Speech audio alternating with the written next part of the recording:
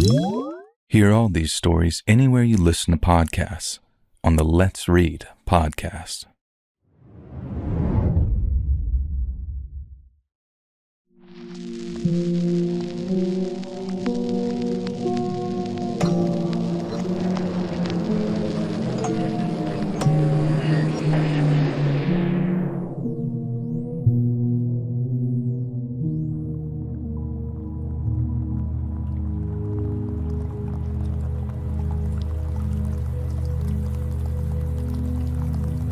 My name is Andrew. I'm from Widnes in northwestern England, and I'm a huge fan of the channel, particularly the dedicated true crime videos that you upload from time to time. And I'm really interested in the subject of criminality, and although I've never worked within the police service, I've been involved in private security investigation for the last 22 years. You see, here in England, you don't really need any policing experience to become a PI.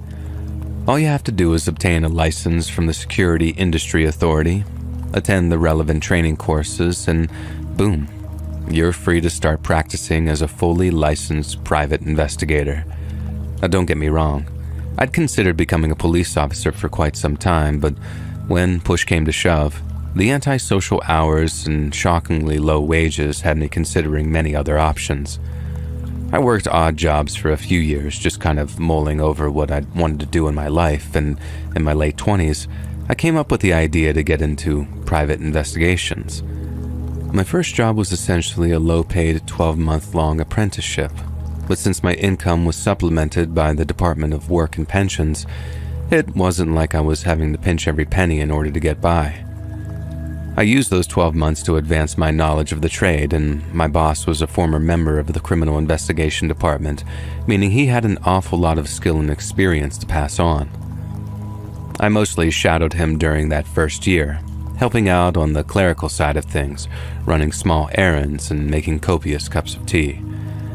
I wasn't massively hands-on at first, but by the end of the 12 months, I was being treated as a capable member of the investigations team, and that led to a formal job offer at the end of the apprenticeship. I wasn't immediately trusted to take cases on of my own. I still operated as part of the team and mostly under the direct guidance of more senior investigators. But as that learning process continued, the trust that was placed on me grew and grew until finally the time came for me to start working cases on my own. In the years that followed, I worked a lot of very depressing and very stress-inducing cases. I also worked my fair share that I described as boring too. But out of all of them, there was only one that ever really frightened me, and I'm talking like properly terrified too, not just a little bit anxious. And that case was this one I'm about to tell you. So one day, the firm I worked for got a call from a woman whose grown-up son had been missing for just under a year. He'd originally disappeared for around 4 months, then his mom had gotten a text message from his phone saying that he was okay, but wanted a new start elsewhere. He said he was sorry for upsetting people, but that it was just something that he had to do, and that he'd be in touch whenever he could. The woman said that she knew her son had gone through a difficult patch, but that she was devastated by the news of his sudden and unexpected departure. It wasn't completely out of character either. He'd run away from home as a teenager to try and live with his biological father, but had come straight home when he saw the reality of how he lived. He'd also run away to sleep on a friend's spare mattress back when he was a younger teenager too, so it wasn't like just absconding was completely out of character for him. The trouble came when his mom tried calling him to talk on the phone. At first, she said that she understood him not wanting to talk because he said the sound of her voice would make him too emotional. But then as time went by, his refusal to talk on the phone got very suspicious. She'd already been in touch with the police by that time, and her son was officially a missing person when he got back in touch. But then the moment she informs the police that she's been in contact with her son, he gets taken off the missing persons register. But the mom jumped the gun. She was so eager to share the good news that she didn't think to do the legwork in terms of confirming it really was her son. And by the time she realized that something dodgy was going on, she had to get back in touch with the police, who by that time seemed to be convinced that it was all a load of family melodrama. She had to call them half a dozen times just to get them to refile the missing persons report, and even then, they clearly weren't taking her very seriously. It took months for the police to get back to her, and when they did, they said that her son's phone had pinged off some mobile towers in the area and had started doing so a few nights a week around 4 months into his disappearance. His mom was shown on a map where this area was, and she was asked what reason she thought that he had to be in that area, and she had no idea. The police then went looking around this area and found it to be a small junction with a few shops and a pub. Officers asked the patrons of each if they'd seen the bloke, and although people in the kebab and betting shops had no idea who or where he was, some of the patrons of the pub said that they had seen him around the bar a few times in the past. They had no idea when, they just said that he looked familiar and that they'd definitely seen him sitting at the bar, drinking a pint of lager from time to time. This was good news on the surface, but as the police rightly said, the woman's son wouldn't be taken off the missing persons register until someone had physical, face-to-face contact with him. Getting him on the phone would be ideal, but even so, it didn't exclude the possibility of him being in danger somehow. Modern-day slavery is still very much a thing in cities across the UK, and it might not be as plain and obvious as you might expect. So even if her son assured her that he was okay, the police told the mom to keep on texting and trying to call him until her son gave up his location. And in the meantime, officers from their missing persons team would keep looking for him, but more and more time went by and they didn't seem to have any results. In the end, the woman was told that although her son's case would obviously remain open, with his picture and profile on their website, the police would be diverting resources away from the search for her son. They weren't abandoning the case, not by any stretch of the imagination, but the fact was that there were more urgent cases that needed their immediate attention. One of the missing persons team would revisit the case from time to time, but apart from that, there was only so much they could do. And that's where I entered the situation, when my boss assigned me the job of tracking down this woman's son. Since the last place he seemed to have been sighted was the pub the police had mentioned, I thought I'd better start there so I could chat with some of the patrons. I'm not quite sure what I was expecting, to be honest. All I knew was that it was a pub. But let me tell you, there are family pubs, old man pubs, and then there are pubs like the one I had to visit when I was working this case, and they are not the kind of place you'd take your kids for Sunday lunch. I've been to a fair few dodgy pubs in my time, but this one took the biscuit. The police had apparently told the lad's mother that the people drinking in the pub were very cooperative, but when I visited, I realized that they must have been on their best behavior. First of all, the second I turned into the little courtyard, this group of 4 lads who were standing outside smoking stopped talking, turned to look at me, and then studied me silently and carefully as I passed them. I gave them a quick, "All right, lads," but they didn't return the greeting. They just kept on eyeing me up intimidatingly as I pulled the pub's door open and walked inside. There was almost a repeat performance as I walked up to the bar. Not exactly a record scratch moment where everyone turned around to look at me, but I felt enough eyes to feel a smidge of stage fright as I walked up to the bar and ordered a lemonade. The first thing the barmaid asked me was, "Are you a copper?" And in all fairness, I not only ordered like one, but I looked like one too since I was dressed in my work suit. I told her no, that I wasn't a cop, but that I was there to ask a few questions if she had the time to talk. She didn't look best pleased at this answer, but said that she'd help as best she could, if she could. I showed her the picture of the lad that I was looking for, and after studying it for a second or two, she told me that yes, she recognized him, but she hadn't seen him in a few months. However, she added that she wasn't the only barmaid who worked there, and that the others might have seen him more recently than she. And after that, I started making my way around the pub, talking to individuals or groups and not having much joy at all. Most said that they had no idea who the lad was. Others said he looked familiar, but they couldn't remember when he'd been in or what his name was. I thanked everyone for their time, even the ones who told me to F off or decided to take the piss, and then eventually, I got around to this big table of 5 blokes, and thankfully, they actually seemed keen to help. They all looked to be in their 40s and 50s, the kind of salt-of-the-earth working-class blokes that you'd expect to see in any kind of pub. Only there was something different about this group. This was around 6 in the morning when I popped in, and almost everyone else in the pub was either wearing their dirty work uniforms, think builders or painters, or very casual tracksuits or training gear, which tends to be the uniform of the northern working class. But then these blokes sat around the larger table were almost all wearing luxury designer clothing. Stone Island, Barbour, Moncler, and Saint Laurent. They were all wearing stuff like that, and how do I put this? Suspiciously expensive in light of where they were drinking. It wasn't exactly in your face either, and the untrained or unfashionable eye might not have picked it up.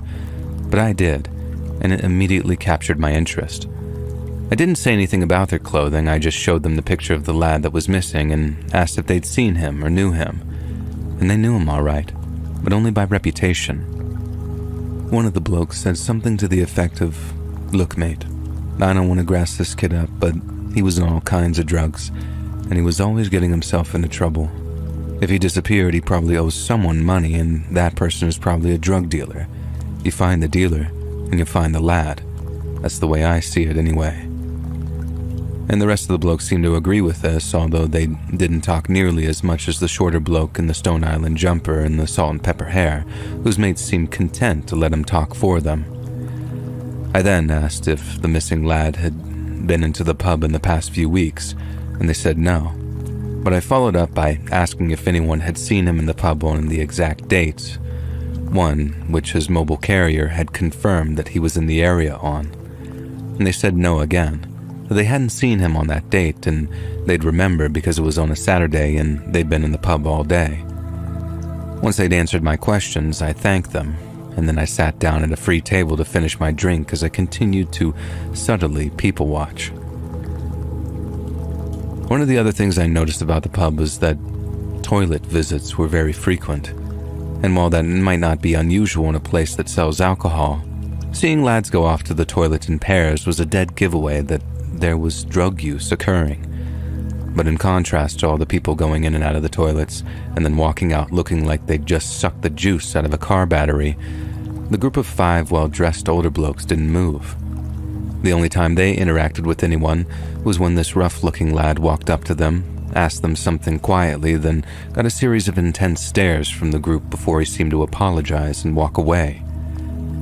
After I spoke to everyone I could, I sat there at the bar, subtly people watching until I finished my lemonade.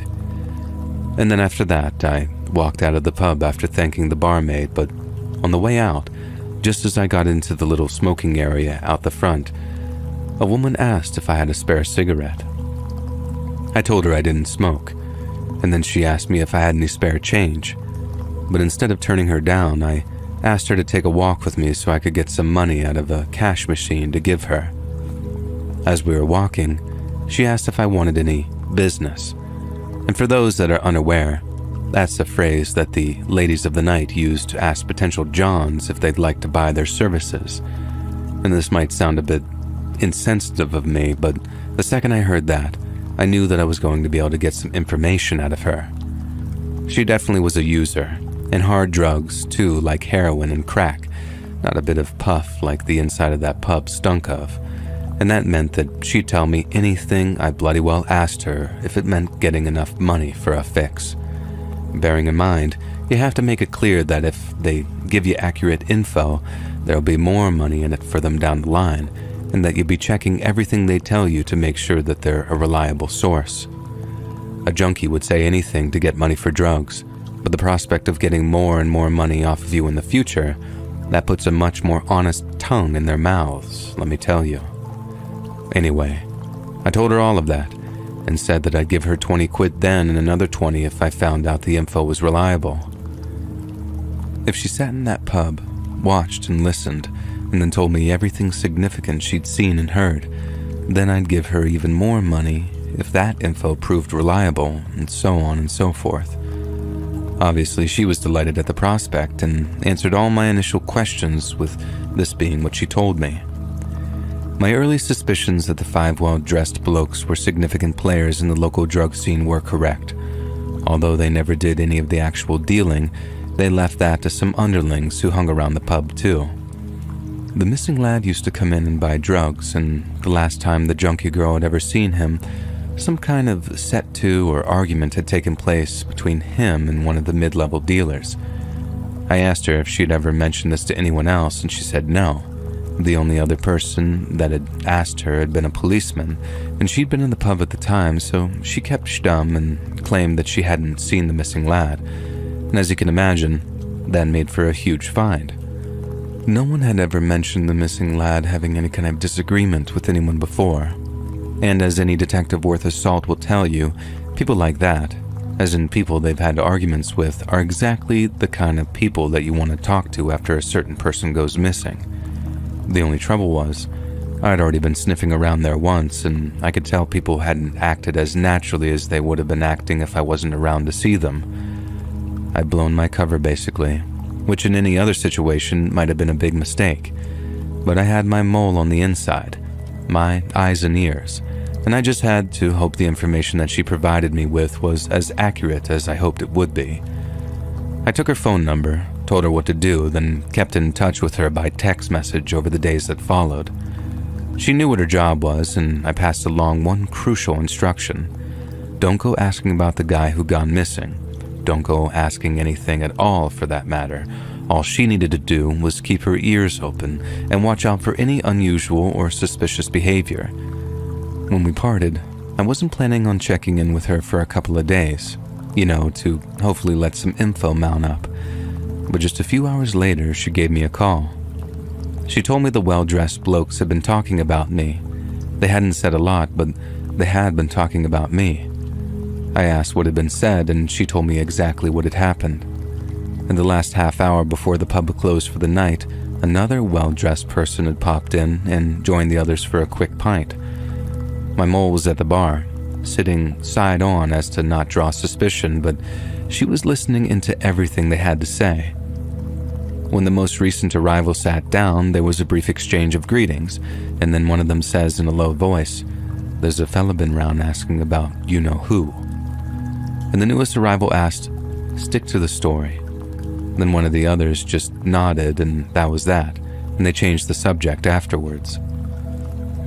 I asked if they said anything else the rest of the night, and my mole said no, so as much as I was grateful for the information, it wasn't much of use to me besides confirming my suspicions that they were somehow involved in the missing lad's disappearance.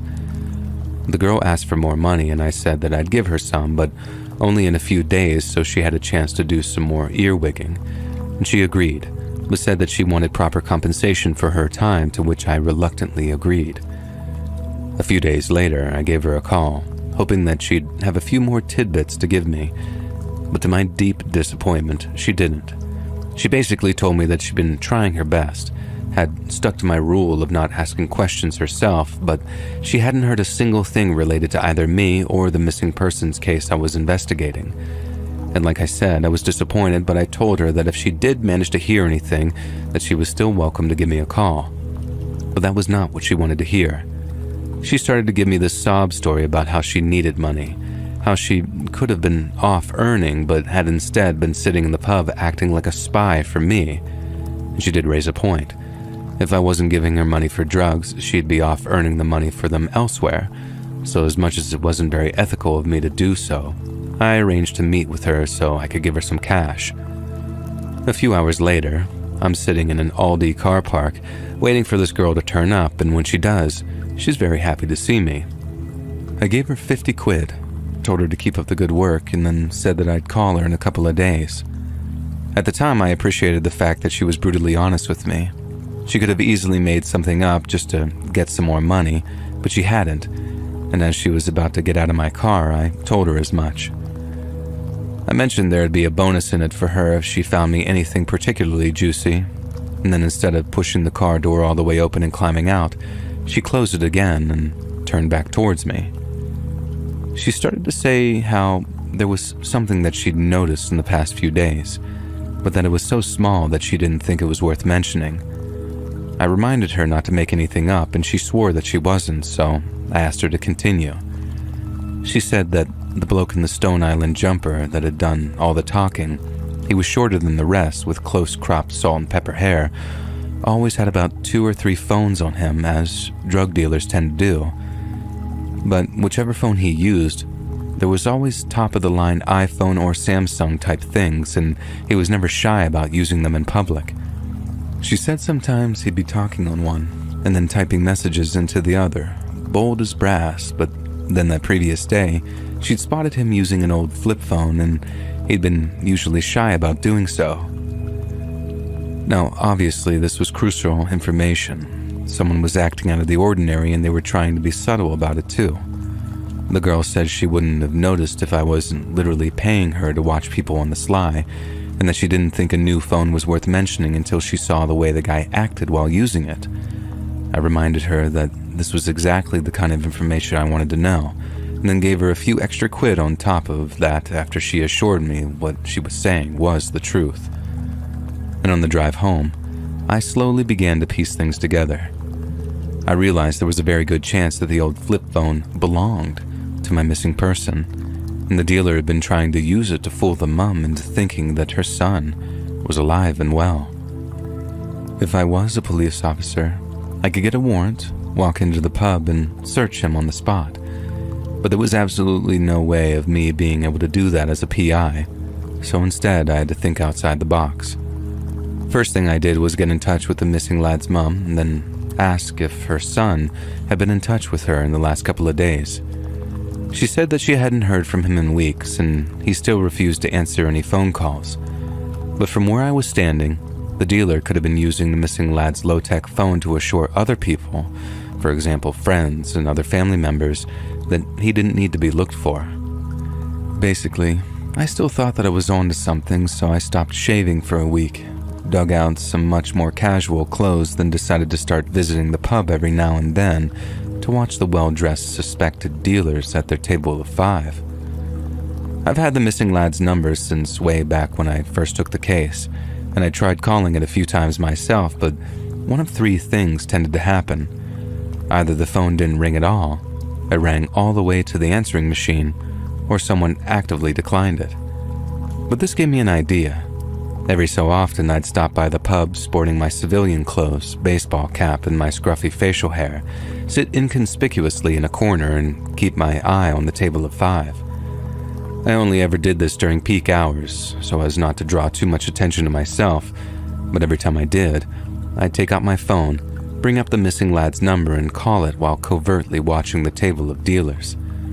I must have done this 5 or 6 times, with each call going straight to voicemail. But then one night, the phone actually started to ring. I didn't have my phone right up by my ear, I had it out of sight, but I could see it still saying dialing instead of connecting and going to voicemail, so I looked over at the table of dealers. Lo and behold, the little fellow with salt and pepper hair reaches into his pocket, looks at something tucked away in there out of sight, and when I look back at my mobile, the call had gone to voicemail. The screen had gone from dialing to the little clock that counts how long a phone call had been, so I hung up the call and then tried again. And once again, the smaller fella reaches into his jacket, but that time, he takes something out of his pocket instead of just looking at it, and then just like I was, he holds the phone just under the table out of sight, and then puts it back into his pocket again. Not only had my second call been declined, but the third didn't connect at all. He turned off the missing lad's phone right there in front of me. A minute later, I was sat in my car trying desperately to get in touch with the detective in charge of the police investigation. I had her work mobile and I knew that she worked weekends, but this was 8:30 in the evening on a Saturday, so all I got was her voicemail too. I left her a message saying I had something very important to talk to her about, and that I'd get in contact with her again on Monday morning just so I'd be sure to catch her. She called me back the following afternoon, and when she did, I told her everything that I'd seen in the pub. I then made my theory abundantly clear to her, that something terrible had happened to our missing lad, and that this one particular dealer was using his phone to convince people that he was alive. The reports of him being seen in the pub following his disappearance were false, and had been issued by those responsible for his disappearance, and in all probability, this poor lad's murder. The detective knew about the missing lad's drug use, but somehow, the first lot to investigate hadn't put two and two together regarding his disappearance, and those that were essentially using the pub as a base of operation. The pub had been treated as a place the police might find the missing lad, when in reality, it was the very place he went missing. I honestly felt like I'd cracked the case, and at first, the detective seemed to find what I'd discovered to be very compelling. But then, cut to about 3 weeks later, and I called her back to see how things were progressing, and they hadn't moved an inch. The police weren't prepared to swoop in on a bloke just because he owned an old flip phone, especially when the missing lad might have swapped it for drugs prior to his disappearance. She also told me that if the guy was pretending to be this woman's missing or dead son, that was an extremely cruel thing to do, but there was no law in the land against it. It didn't even constitute harassment, since the guy obviously wasn't making sustained attempts to contact the missing lad's mother, and unless he tried to scam her out of money or something in that vein, there was no chance of doing him for fraud either. The guy was a scumbag, there was no doubt about that. He was profiting from the misery of others, but that didn't put him on the radar of missing persons or CID, not for the time being anyway. It felt like a punch to the gut though. All that work, dismissed like it was some harebrained theory that I just pulled out of my arse. The people involved in this lad's disappearance, whether it was murder, false imprisonment, or just threatening him into vanishing, they were sat right there in that scabby little pub, day after day, and it was a complete injustice. In an ideal world, the police could just turn their homes upside down, find the phone and any other evidence linking them to the lad's disappearance, and then throw the bloody book at them. But sadly, that's not the world we live in. Instead, we live in the world where I had to give a terrified mother my honest assessment, and it was one that left her completely bereft. I didn't tell her that I thought her son was dead, just that I was confident something bad had happened to him and that the well-dressed men in the pub were somehow responsible. She thanked me through tears. Then our time working at her behest came to a close. Of all the cases I've worked, that's the one that stuck with me the most, and I'd like to think it's obvious as to why that is. I was so close, so bloody close to finding out what happened to that guy, and the fact that we just had to stop where we did and walk away hoping the police would do something, it made me so frustrated that at the time, I wanted to rip my hair out. It still makes me angry to think about, even all these years later, and I hope that maybe, just maybe, I'll read about it in the paper or hear about it on the news. I know I won't get any credit if the police finally do solve that case, but I'm not asking for any. I just hope that one day, that missing lad's mother gets the answers that she so richly deserves.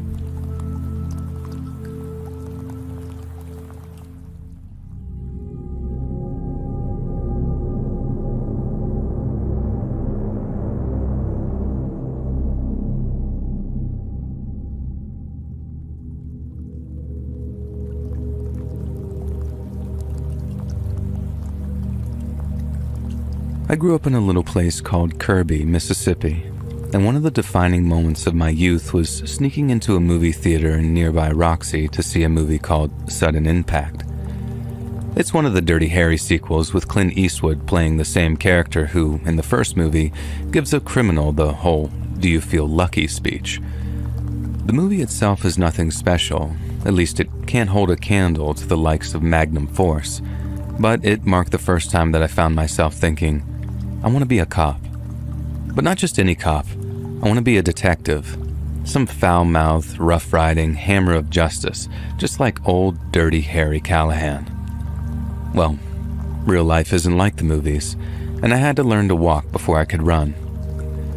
But after working hard in school and putting in my time as a uniformed officer, I submitted an application to the Mississippi Bureau of Investigation. The MBI aren't strictly police, we're state special investigators, which comes with the freedom to run our investigations as we see fit, all while having the same investigative powers as regular law enforcement. Think of us like safeties on a football field. We can move wherever and however we want, just as long as we make the game-winning tackle. I worked in major crimes for a few years, mainly just making a name for myself within the Bureau. And then one day, in early April of 2003, my SSA, or supervisory agent, approaches me with an intriguing offer.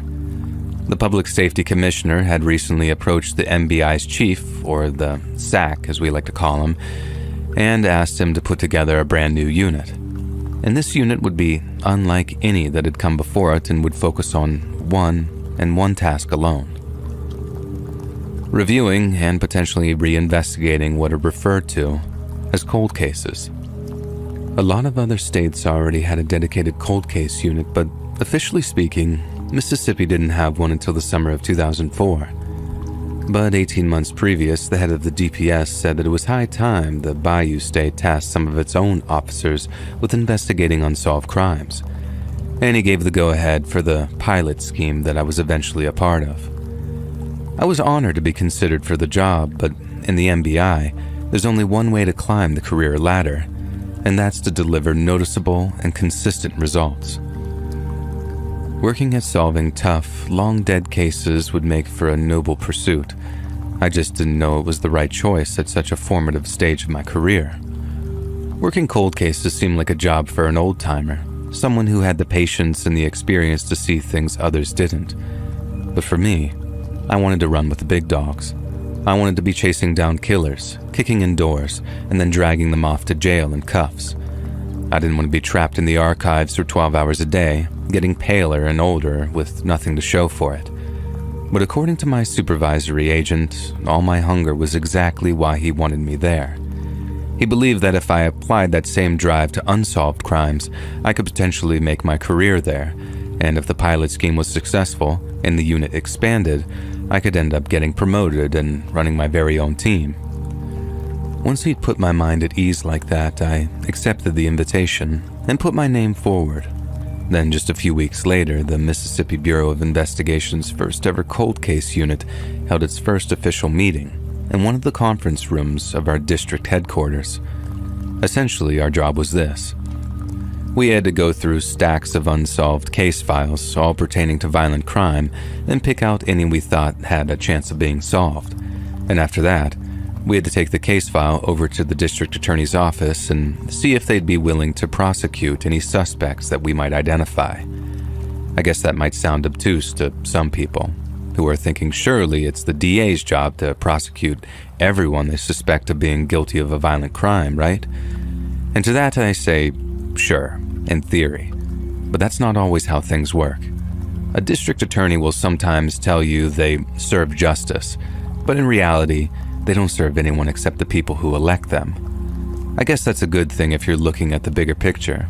It's still we the people, you know? But unless it's going to make a DA look good, they won't want to reach into the public purse for it, and I kinda get it. No good solving a 30-year-old double murder when there's an active child predator roaming the state, committing crimes in the here and the now. But this attitude made our job needlessly frustrating. The very purpose of the cold case unit's creation was to cut through all the red tape, but in practice, we ended up having to get our cases rubber stamped before we could even work them. However, whenever we did get that rubber stamp, if we had the evidence, the case file, and a viable suspect, then was all systems go. The first case I sent over to the DA involved a Jane Doe that had been found up in Marshall County back in 1993. Her body had been found by a guy that had pulled over to the side of the highway to take a leak. He stopped his truck, walked off into the trees to get a little privacy, and then noticed two hefty-looking trash bags lying near the base of a tree. The guy said that he figured some asshole was dumping trash and planning on tossing the bags into the back of his truck so he could dispose of them once he got back into town. But then as he got closer, he started to smell that very sickening but oddly familiar stench. The guy didn't take a step further towards those trash bags. He knew what was in them, because they smelled almost the exact same way as his old pet cat did after his parents pulled its maggot-infested corpse out of the crawl space below his childhood home. The guy drives back home, calls the cops, and tells them that he's got a real bad feeling about the two trash bags that he'd seen. And not long after, a highway patrol officer was taping off the scene in preparation for the arrival of the forensics teams. Jane Doe's body had been dismembered, and then placed into 2 trash bags. Her torso and her arms were in one, her legs in the other, but her head, her hands, and her feet, they were all missing.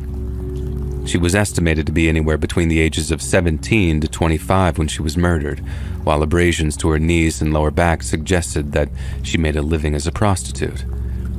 There were track marks on her arms and puncture marks around her groin, which suggested a prolonged and habitual use of narcotics. But we had to wait for the toxicology report to find out just how extensive that drug use was. At the time of her death, Jane Doe had high levels of oxycodone and Demerol in her system, but also tested positive for cocaine, methamphetamine, and shockingly high amounts of synthetic psychedelic known as 2CB. During the investigation that followed, 2 of my fellow agents from Major Crimes isolated a trail of boot prints which led from the nearby highway to the disposal site and back again. They didn't belong to the truck driver that had found the trash bags, and they didn't belong to any of the MHP officers that had been the first to arrive at the scene. The boot prints from those size 12 Red Wings constituted one of the only pieces of workable evidence Major Crimes had to work with, but at the time, it was seen as a very important one. Red Wings were the favored footwear of serial killer George Jones, who was already doing life for the murder of 3 hookers throughout the 80s and early 90s. Then, with Jane Doe's body being found in 1993, the case's original investigators believed that she was one of Jones's victims, and had tried their best to pin it on him at his trial and back in 1998, I think. But after reviewing those case files, I noticed that there were 2 major inconsistencies between the murders in 1992 and 94, and my Jane Doe from the year between. First off, one of the pieces of evidence used to convict George Jones was his truck's tachometer. To put it into layman's terms, these measure how hard an engine is working, and Jones was used to prove that he'd lied regarding diversions from his assigned trucking route. But when it came to the Jane Doe murder, Jones's tachometer matched the route that he claimed to have been driving, one which took him far from Marshall County during the period of Jane Doe's body being believed to have been dumped. There was always the possibility that Jones had swapped his tachometer with someone else's in an attempt to cover his tracks, but if that was the case, why did he get smart for just one of the murders instead of all 4? The second inconsistency involved the method of disposal. Victims from 92 and 94 had been mutilated extensively, but it was a wild, frenzied kind of mutilation, no rhyme or reason to it at all. But in the case of Jane Doe, the removal of her head, hands, and feet hadn't exactly been done with surgical precision, but they marked the only manner in which her body had been desecrated, and the dismemberment had only commenced following her murder. Jones, on the other hand, liked to start cutting his victims up while they were still alive, and unlike Jane Doe, his victims still had their fingers, toes, and teeth. At his trial, the prosecution painted the 93 murder as Jones's attempt to switch up his modus operandi, partly as a way of keeping himself entertained and partly as a way of throwing the cops off his scent. But his defense pointed to the tachometer evidence and made such a strong argument for his innocence that the jury only found Jones guilty on 3 counts of first-degree murder and not the original 4. At that point, the DA was just happy to have gotten a conviction, and although Jane Doe's case was tossed in with the cold ones, it was believed that someone, at some point, would conclusively link her murder to George Jones, and the case could finally be closed. After all, Jones wore a size 12 Red Wing, exactly the same kind that left the boot prints at the scene. It had to be him, right? Same type of victim, same type of location, just a slight variation in the MO. Even if the jury couldn't see it, Major Crimes thought that they had their guy, so although Jane Doe's case file remained officially unsolved, no one felt too bad about tossing it into the cold case files, as the man who most probably killed her was set to rot in prison for the rest of his life. Now, here's where I bent the rules just a little bit. The DA would never have approved my reopening of the case until I had a viable suspect, and I heavily implied that I was going to be the one to finally bridge the investigative gap between Jones and Jane Doe. The only thing was, I didn't think Jones was our guy. Jones was a man of lukewarm IQ, who struggled with meth, prostitutes and his own guilt. He could hide the meth use from his wife and kids, and he mistakenly thought that he could hide the infidelity too. But in murdering the prostitutes he craved after his week-long meth binges, Jones took all his self-loathing out on those poor girls. He hacked and slashed and stomped on them, and he wanted to make them suffer for tempting him. But the way in which Jane Doe was dismembered, it was almost clinical. I knew it would be a risk to go out on a limb like that, but something about the way the case was dealt with the first time around, it just kinda irked me. Jane Doe was treated like a pawn in a game of chess, a throwaway piece in an otherwise successful prosecution, and I thought she deserved far better. So, I worked my ass off to get the case approved, then was finally allowed to start doing my job. My first call was over at the team at Missing Persons, and using their newly digitized record system, they were able to provide me with a list of young women and girls whose cases fit a fairly narrow criteria. The girls needed to be fair-haired, they needed to be between the ages of 17 and 25, and they needed to have been declared missing between the years of 1988 and 1993. From the looks of her body, Jane Doe had been a drug user and a prostitute for quite some time prior to her murder, so I asked the special agents at Missing Persons to factor that into their search. Sadly, prostitutes are rarely reported missing if they do happen to disappear, so all I could do was hope that someone, somewhere, missed Jane Doe enough to have filed a missing persons report. And once I had all my reports, all I had to do was set about contacting as many of the relevant families as possible to ask if their daughters had any distinguishing scars, tattoos, or birthmarks. I could then cross-reference these answers with autopsy photos that I had at my disposal, and hopefully, I'd be able to come up with an ID. It took days upon days of searching up phone numbers, asking for forwarding addresses and visiting people at home, but eventually, I ended up getting a hold of a mother who'd filed a missing persons report following her stepdaughter's disappearance back in 1991. The stepdaughter had come from her husband's first marriage, but she adored the girl like her own flesh and blood and was devastated when she went missing. The girl was a physical match for Jane Doe, and when I asked if she had any distinguishing marks or features on her body, her mother told me about a small scar just above the elbow on her right arm. The scar was the result of some childhood misadventure, and when I checked the autopsy photos, there it was. Jane Doe had a tiny scar just above her right elbow. Now, this wasn't some conclusive proof that Jane Doe was the same missing stepdaughter, as a person's arms are one of the most common places that scars will be present. But what would provide concrete proof of her relation, and therefore her identity, would be a DNA test. With it being her stepdaughter, there was no point testing the mother. There was no testing the father either, as he'd walked out on the family some years earlier, possibly due to the stress of his daughter's disappearance. However, the girl's father and her stepmother had their own daughter, meaning we could test her DNA in relation to Jane Doe's, and if we got anything back around a 25% match, then that'd be enough for Jane Doe to get her name back. I was very confident that test was going to come back positive. I mean, the chances of two different fair-haired young women having the exact same scar just above their elbow were astronomical. I showed the stepmother a cropping of the autopsy photo too, and she claimed to be 99% sure that the scar above her elbow belonged to her stepdaughter. But then, when the DNA results came back, it read, "No match." There was a 0% match between the two supposed half-sisters, which on the surface meant Jane Doe could not have been the woman's missing stepdaughter. If she was, and as I've already covered, the DNA test would have resulted in a match of around 25%. And needless to say, I was incredibly disappointed. I had such a strong hunch that Jane Doe was the missing stepdaughter, and so at first, those test results were a real hit to my confidence. If I had a picture of the stepdaughter's hand, something that I could use to compare those two scars, that would have been a game changer. But I didn't, and no offense to the stepmother, but I wasn't about to trust her very fallible memory over a black and white DNA test that read plain and simple, no match. I was forced to consider other options, so I carried on working and contacting the families of missing young women in the state of Mississippi. But every so often, I'd come back to the missing stepdaughter, wondering how in the hell such a sure thing had turned out to be a dud.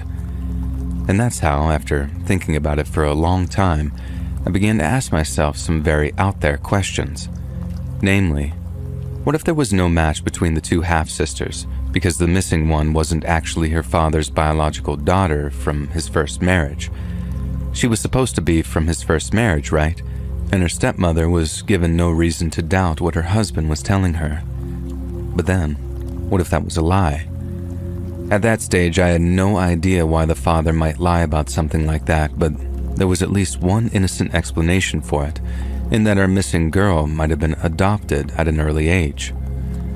Perhaps her adopted father didn't want her to know this, so he decided to keep it a secret until a more appropriate time. After all, he and his new partner chose to have a child together pretty quickly, and knowledge of their adoptive background might add strain to an already stressful situation.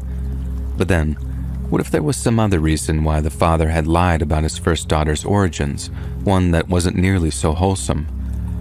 I asked the woman if she'd ever met her missing husband's first wife, and she said no, that she'd passed not long after giving birth to his daughter, and that her husband had claimed that the memory was so painful that he'd rather not revisit it.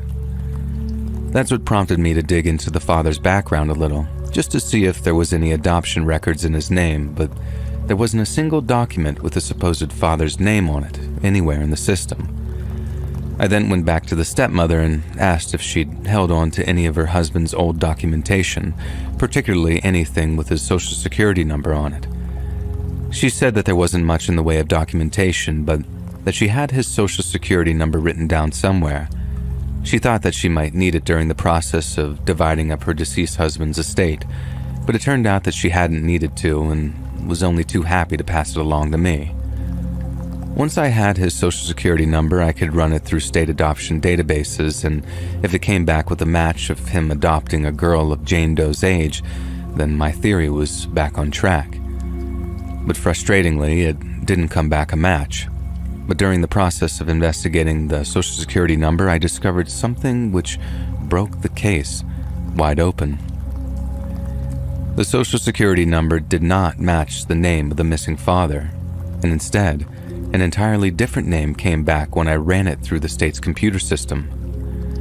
I knew I was onto something the moment a different name came back, but this name didn't match any in the state's adoption records either. However, the name had a criminal history attached to it, and while it was a very brief one, it was very significant to the investigation. The criminal history included 1 count of indecent exposure and 1 count of attempted kidnap on a minor. According to my timeline, this guy does just 6 of an 11-year sentence for attempted kidnapping and then just disappears. Then, about a year later, a man matching his exact physical description shows up on the other side of the country with a little girl telling everyone it's his biological daughter. I made sure to get a look at some photos of the missing father too, and he was an exact match for the mugshots of our pederast.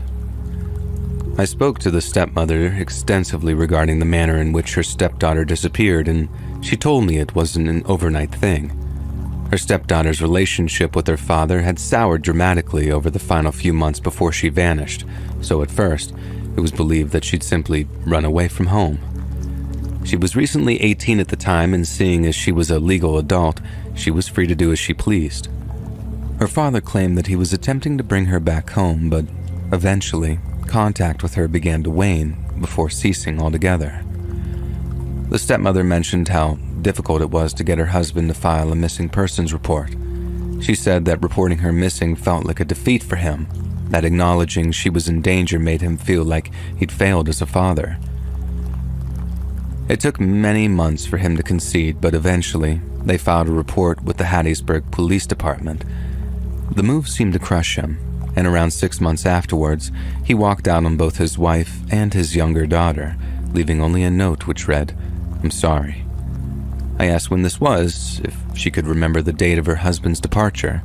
She told me it was in August of 1993, Friday the 13th to be exact. She remembered it like it was yesterday.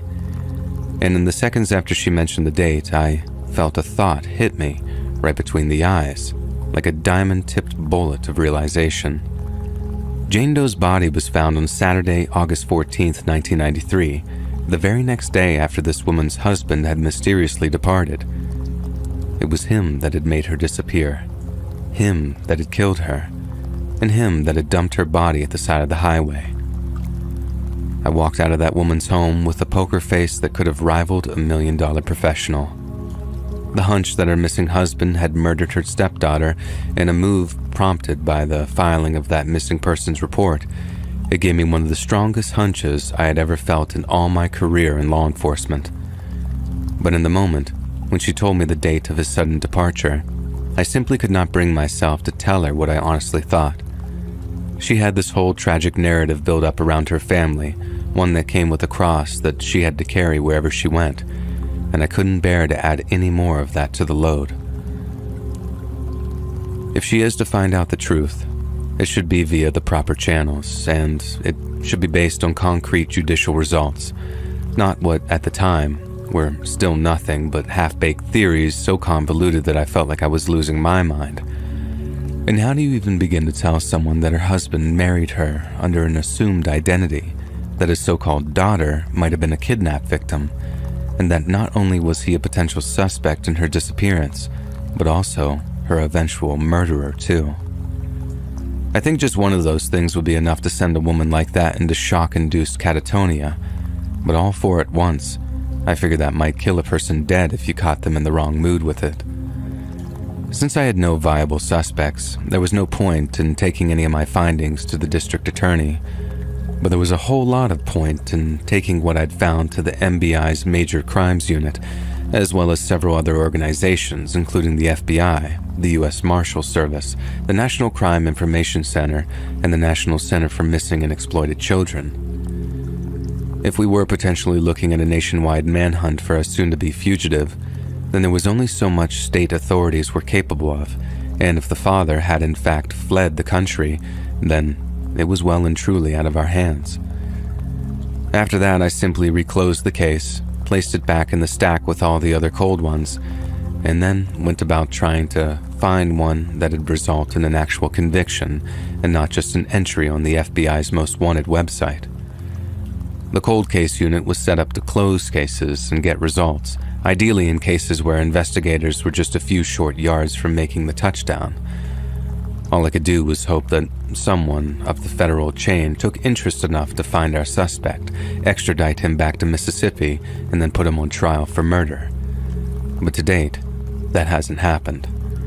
I worked on a bunch more cases, some good, some bad, but I never heard back about the Marshall County Jane Doe, and I never shared my thoughts or feelings with her stepmother.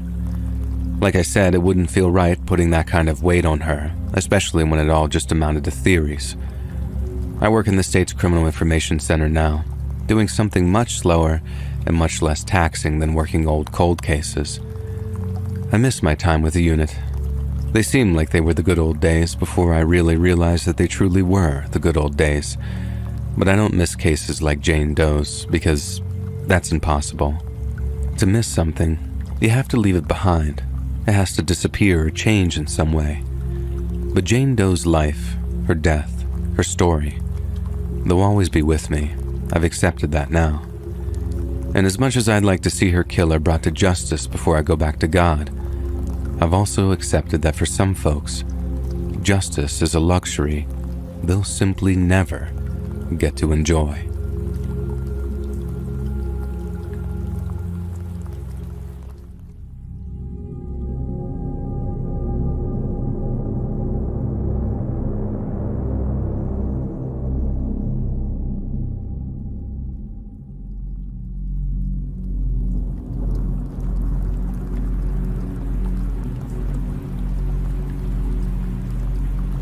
First off, I'm Terry, and I'm from a place called Pleasant Prairie in Wisconsin, and I've been a subscriber since way back when you did graveyard shift stories. I love your videos, and I've always wanted to contribute in some way. I've just never had anything sufficiently scary happen to me that would warrant writing it down. Don't get me wrong, I'm very grateful for that, but I always felt kind of guilty for listening to so many stories from other people without ever really offering up one myself. But that's when I got an idea. If I didn't have any of my own experiences to write about, I'd just write about somebody else's. Now, I didn't go knocking on doors and begging people to tell me their most traumatic and terrifying experiences. I just told myself that I would wait for the right opportunity.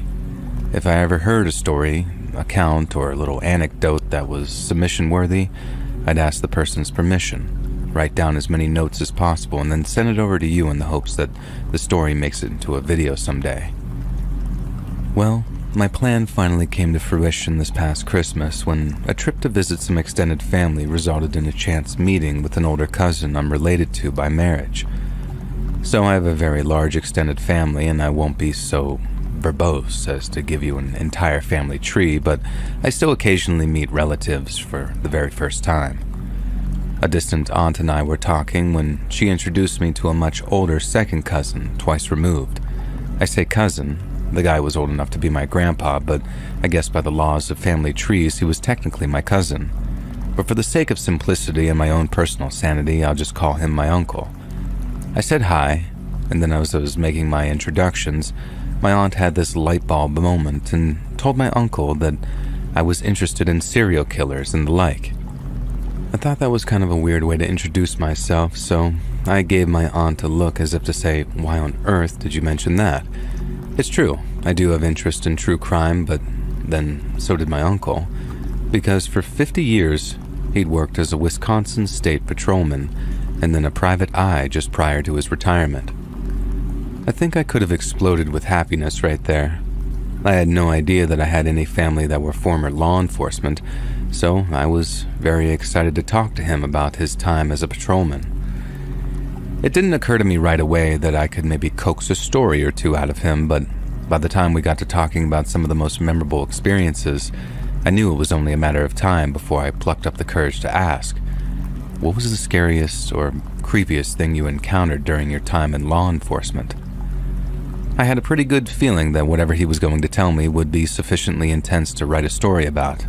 I mean, you don't put half a century into something like law enforcement and not come across a few severely messed up things in that time. But what he proceeded to tell me scared me more than I ever could have imagined, and it came from just about as far from left field as I could have ever have guessed. So when I first asked, he gave a sigh before this very thoughtful look came over his face, like there were so many incidents that he couldn't possibly just choose one.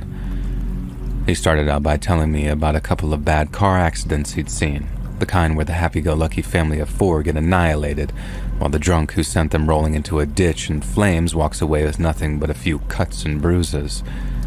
Then he told me about a few murder scenes that he'd been unfortunate enough to have come across, like the guy who had his arms nailed to a wall so the people he stole from could torture him to death.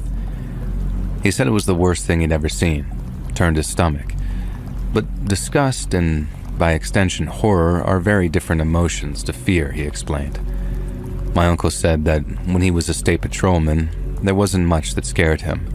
Everywhere he went, he was armed, and if he ever got into trouble, a few words into his radio would have a small army showing up with some shotguns and rifles. He said he was apprehensive of violent criminals, but he was able to defend himself, and most importantly, he had a badge and all that backup to deter anyone from messing with him. And that all went away when he became a private investigator. He was able to stay armed, but that's all he had. And if he got into any trouble, his only option was to call 911 just like a private citizen and hope some of his old coworkers got to him in time.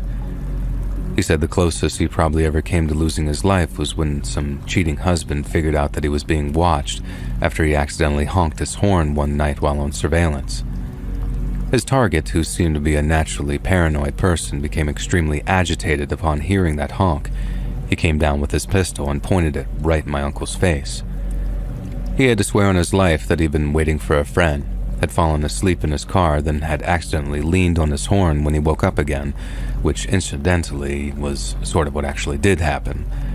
I guess the truth of it showed in his face because, following a moment of clarity, the man lowered his gun and told my uncle to make himself scarce before he woke up the whole neighborhood. He was quite certain that if the unfaithful husband had suspected him of being some kind of private eye, he'd have been shot right there and then. People who believe they're being stalked can become very volatile, and I believe they'd been poking that particular bear for weeks before the pistol-pointing incident. But still, that wasn't the incident that had scared my uncle the most. What scared him more than anything was something that happened when he was working as a private investigator. He said that just after his retirement, he was so bored that he figured that he had a few more years of work in him, and since private investigation companies tend to offer competitive salaries based on previous experience, he figured that he could pad his bank account a little before spending his twilight years fishing off the coast or whatever he wanted to do. But then, as I already mentioned, certain moments in his brief career as a private eye was far scarier than anything he encountered with the state patrol. And so, at one point, the family of an unsolved murder victim approached the company that he was working for. The victim was murdered in downtown Milwaukee back in 1983, and then her body had been dumped off a bridge. My uncle took the job of reinvestigating the murder around 2013, so it had been a cold case for almost 30 years by that point. The owner of the PI company was an ex-Milwaukee PD, so he told my uncle to drop his name when asking to see the case files, and that would ensure they didn't just tell him to get lost. And so he calls Milwaukee PD, asks them for the files, and after making sure he's not just some crazy person, the police department ensures they'll get back to him once they dug out the files. A few days go by, and he hears nothing back. Then a few days turns into a week, and then 2 weeks, and he's still not heard back from the PD about the case file. In the end, my uncle gets impatient and calls the department again to ask how the search for the files is going.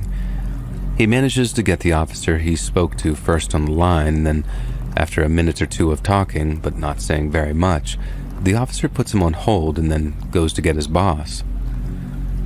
My uncle is wondering what the holdup is, then some Milwaukee PD captain picks up the phone and explains that they can't find the file that he's referring to. This captain then asks my uncle if he's sure that he's in touch with the correct department, and that he's happy to put him in touch with the right people if that's what the problem is. My uncle then checks some of his notes and then replies that there's been no mistake, and that the files should most definitely have been with the PD and not some smaller sheriff's department in the surrounding counties. The captain then says they'll check again, and that they'd call him back in a few days' time. But again, they seem to totally forget about finding the file, and my uncle is forced to call for a third time over this one little case file that it should have been really easy to find. And anyway, that third time, he gets told something pretty shocking. The department had misplaced this unsolved murder case file, meaning my uncle had no choice but to wait until they were found before he could see the case file in this one particular murder. He had to go back to his boss, tell him the cops had lost their case file, and his boss relays this to the family in turn. Without their daughter's case file, the company would have to start their own brand new investigation based on a murder that happened 30 plus years ago, which, if it isn't obvious, could be either totally impossible or would cost the family tens of thousands of dollars in investigation fees. As you can imagine, the family were not happy that the cops had lost their kid's case file, and my uncle said that he was pretty sure they started legal proceedings against the department, being a case of find our kid's case file or we'll sue the pants off of you. My uncle goes to work other cases, then goes into full retirement a few years later.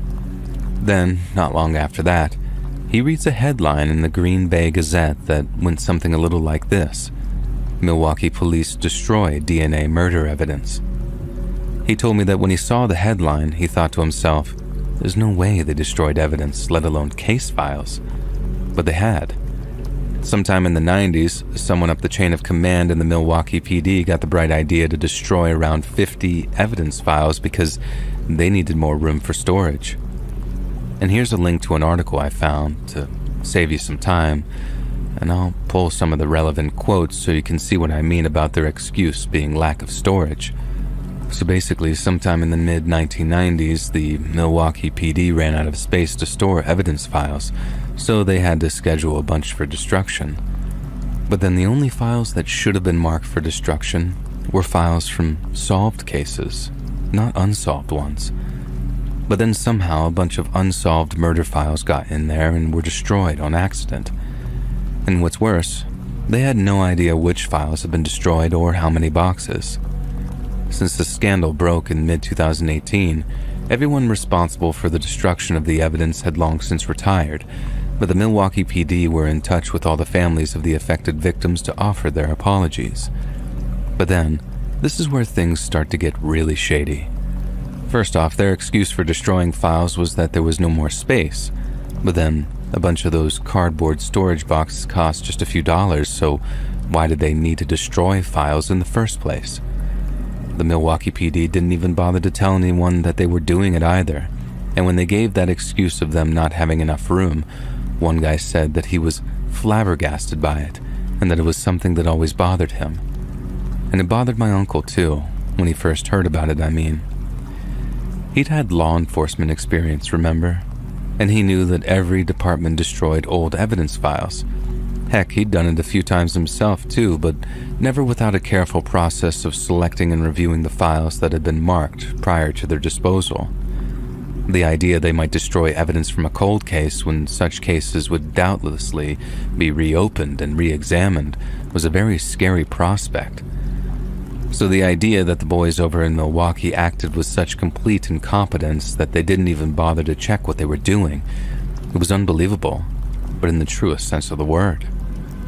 I also personally find it extremely suspicious that the Milwaukee PD just didn't seem interested in holding those responsible to account. I understand all of the top brass from the time the files were destroyed would have all been in their 70s or 80s or whatever, but still, the department just shrugged their shoulders like it was an honest mistake. And to be perfectly frank, a whole lot of people, myself included, think there wasn't an honest damn thing about it. They had to pick out those case files individually, and they had to do it by hand. It's not like they accidentally selected delete all or whatever, like there's a danger of doing when dealing with email inboxes and the like. They had to pick out each one, take a look at it, and then toss it in the pile marked to be destroyed. The way my uncle put it, either they had guys working for them that were too dumb to be allowed outside, or a bunch of corrupt police officers deliberately marking unsolved cases for destruction. I don't know if it makes me an eternal optimist or a rotten cynic, but I just don't believe that there are people walking around who are really that dumb. And I really hate to sound like some kind of conspiracy theorist, but I can't help but think that the unsolved murder files selected for destruction had something in common, or at least something about them that someone didn't want people to know about. Think about it. DNA evidence becomes a thing. Then, what do you know? A whole bunch of case files go missing, almost like someone didn't want their evidence being scrutinized by such a new, novel, but reliable technique. I thought it was kind of an odd answer at first. After all, my uncle had seen all kinds of crazy, violent, and horrible tragedies. But after having some time to really mull it over, I think I agree with him. The cops are supposed to protect us, and I think for the vast majority of them, that's exactly what they want to do when they wake up in the morning. But the idea that there are cops out there who aren't just ineffective or incompetent, but are actively covering up for dangerous and violent criminals, that's just about the most terrifying thing I can imagine.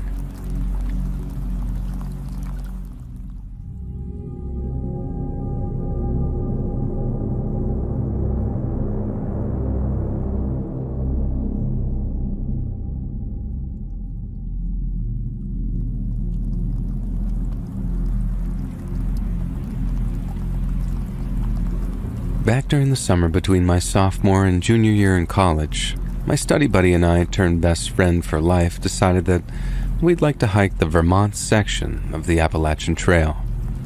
It started off great. We'd hiked together a few times before, so we knew that we could tough out the rougher portions of the trail together. So by day 3, we were still in high spirits, and we were still looking forward to our final 2 days hike. But then, during the early afternoon of that first day, we saw something that made us cut our trip short by 2 whole days. We were walking along, praying to the trail gods to keep the rain away, when my friend suddenly stopped and pointed towards something in the trees off trail. It looked like a bright red piece of cloth of some kind, Barely visible, but there it was, hanging from a tree branch about 20 to 30 yards off the trail. The both of us said something like, "Who the hell does that?" As in, who the hell just tosses their dirty clothes over a branch instead of carrying them home again, because that's honestly what we figured had happened.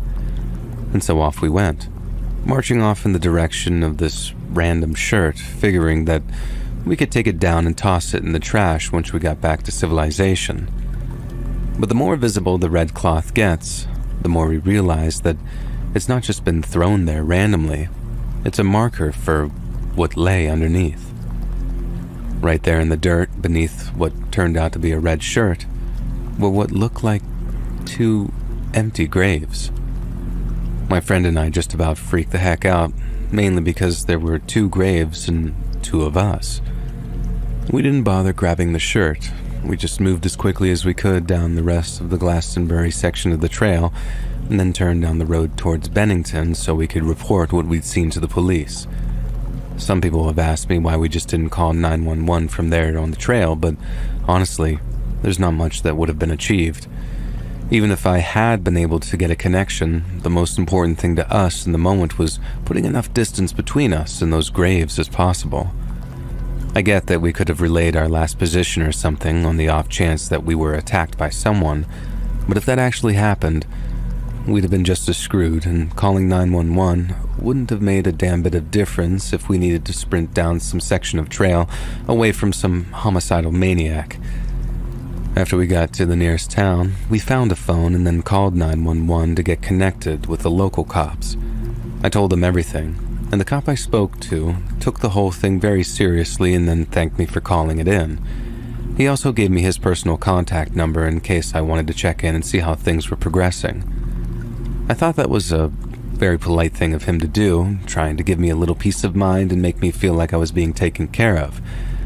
But then it came to decide if we wanted to actually continue with the rest of our hike, and at first, we were at an impasse. My best friend was adamant that we could just skip ahead of the trail a little and maybe catch a ride into the next town over, then hop back onto the trail for the rest of our journey. I wanted to. I really did, and I wasn't using those graves as an excuse to cut the trip short, but I couldn't go walking back up into those hills in good conscience, knowing something that dark was going on in the area. The way I saw it, and this is what I said to my friend, those might not be the only 2 graves set up. There might be others all along this section of the trail, and someone just waits by them, waiting for either 1 or 2 hikers that he can murder and bury in less than an hour. And we agreed to stay in a motel that night, then we'd call the sheriff again the next day. If some innocent explanation had been found for the graves, then we'd move on as planned, but if not, then I couldn't continue. I just couldn't. The next day, what do you know, the sheriff hasn't even gotten around to checking the graves out, but he assures me that he'll get around to it that same day. I thanked him, in as polite a manner as I could say, but the lack of action on his part just marked the end of our trip. My friend was pretty angry at the time because our hike along the Tennessee section of the Appalachian Trail was something she'd been looking forward to for a hell of a long time. But as I explained to her on the ride back home, over and over again, it was something that I'd been looking forward to as well. I didn't just throw in the towel because I heard a few spooky nighttime noises and wanted an actual shower. I quit because I was scared for my life. Having someone hang a few Blair Witch stick figures in the trees along the trail is one thing, an obvious prank or just a tribute to an objectively awesome movie. But 2 graves, marked out by a bright red shirt like that. Someone put way too much time and effort into them for it to just be a prank. Or at least, it's not something I'm willing to bet my life on.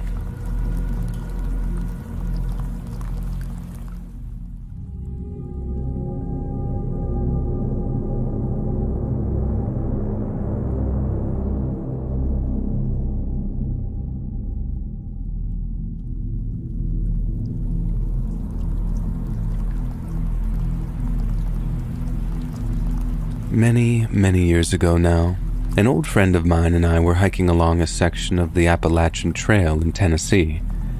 He had camping gear with us, along with a bunch of other survival stuff, but as much as we tried to pack as light as possible, Day after day of almost non-stop hiking really started to take its toll on us. Plus, there was the unexpected factor of not being able to get any real sleep outdoors. We'd each done a little camping in the past, but we'd each done so way up in the Northeast, and we'd done so in a very controlled and safe environment. Sleeping in paper-thin tents out in Appalachia, however, was something else entirely. But then, on the afternoon of the 4th day of our journey, we ran into a solo hiker coming the opposite way up the trail, so we stopped and picked their brain on what the trail ahead of us had in store. And that's when he mentioned a shelter, a 2-story one that had camp beds on both the ground and first floor. He says it was only around 10 miles further down the trail, and if we got on the move again, we could be there by nightfall if we really beat feet. An enclosed shelter like that meant that we might be able to just get a full 8 hours of sleep, which at that stage would be a huge boost both physically and mentally. So after thanking the guy 1,000 times over, we got back on the trail immediately. Maybe 3 to 4 hours later, the shelter comes into view, and although it wasn't quite what we'd been expecting, it certainly beat setting up camp all over again. The wooden cabin-looking thing wasn't completely closed off, but it had these 2 raised sleeping platforms, one taller and one shorter. I guess that's what the guy meant by 2-story. We pictured a small cottage or something with a door and maybe a fireplace. But beggars most certainly can't be choosers, so we claimed one of the sleeping platforms by tossing our bags up onto it before unpacking our food supplies to make ourselves some dinner. Maybe an hour or 2 after we'd eaten, my friend and I are just chilling near the shelter when we suddenly see 2 other hikers making their way down the trail towards us. It was a guy and girl, and I figured they might have been a couple as we greeted them. They asked if both sleeping platforms had been claimed, and when we said no, the guy half of the couple asked if they could use it. We said sure, and that we'd try and be good bunkmates so we could all get some well-deserved rest without worrying about stuff crawling or slithering into our tents. No, don't get it twisted, we each knew that we could seal our tents up and keep out the bugs, snakes, and bigger creatures. But just try sleeping in an airless piece of plastic during early Tennessee summers. You find you've created less of a sleeping space and more of a sauna.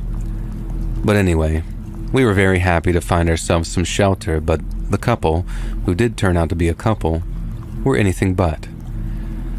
They got to bickering almost as soon as they put their gear down, meaning the vibe went from, oh cool, we got some company, to, well, this is awkward, faster than you can say trouble in paradise.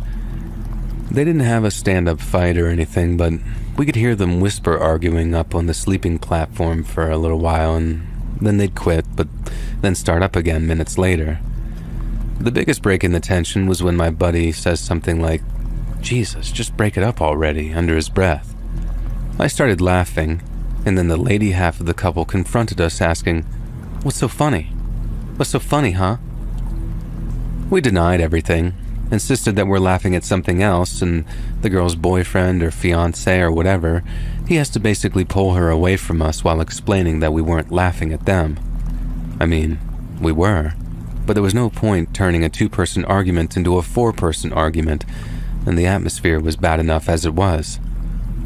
So, like I said, the couple next to us are arguing on and off, pretty much all night, but they managed to cool it long enough for everyone to get some sleep. But then at some point in the middle of the night, my buddy and I wake up to the sound of them arguing again, only this time, it's quite a bit louder than it had been before. I couldn't make out exactly what they were arguing over, I just heard the odd word or two, like the girl hissing something like, "You never listen to me," or the guy saying something like, "It's too far, Sarah, we won't make it in time." And they kept at it like that, getting louder and louder. And then right when we were on the verge of telling them to keep it down so we could get some sleep, the girl raises her voice all the way up to like a low yell and says to the guy, "Oh yeah? Well, maybe that's exactly what I'll do." This is then followed by the sound of someone moving around on the sleeping platform next to and below us. And the guy starts saying something like, "Don't do this," and then says the girl's name, but I don't want to repeat that here. I'd rather not drop the guy's name either, because in this context it feels like a little too much info to go throwing around online.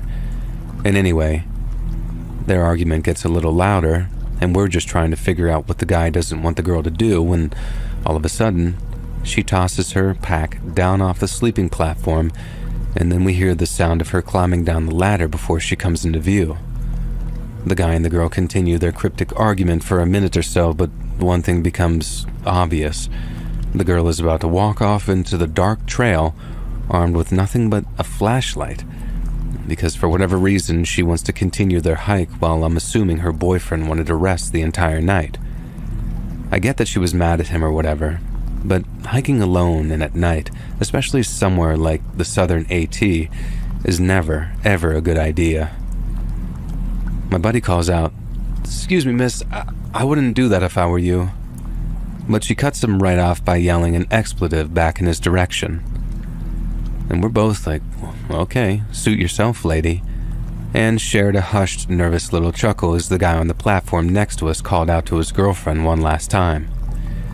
We then watched her walking off into the trees, watching as the beam of her flashlight got fainter and fainter until finally, when it was just on the verge of disappearing completely, my buddy kind of shimmies over to the edge of the platform and starts talking to the guy half of the couple. You should go after her," I remember he said.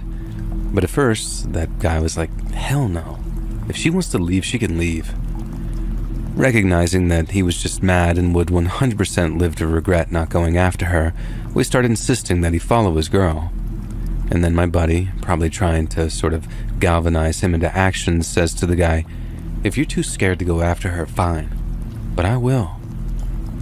I figured it was probably the lack of sleep making him talk like that, and I was right about to tell him not to antagonize the guy when I hear from the other bunk, "The hell did you just say to me?"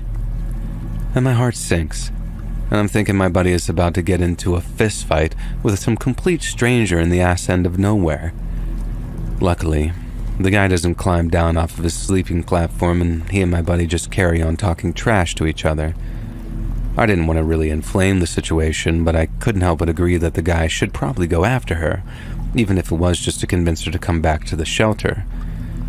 The discussion continued down this dumb, immature path for a minute or two, and I remember pulling myself out of my sleeping bag and getting ready to put my boots on. If my buddy and her boyfriend were content to bicker like children, then someone had to go be a grown adult and put their boots on and go tell that girl that a solo night hike sounded like the mother of all bad ideas. I tried once, and failed once, to get the two guys to shut up so I could announce my departure and request their assistance. And they kept at it for a few more seconds, and that's when we heard it. The scream that echoed through the pitch-black woods cut through their bickering like a hot knife through butter, and silenced the pair of them completely. Then, as we all just sat there, frozen in terror, we heard a second scream, and that one launched us into action.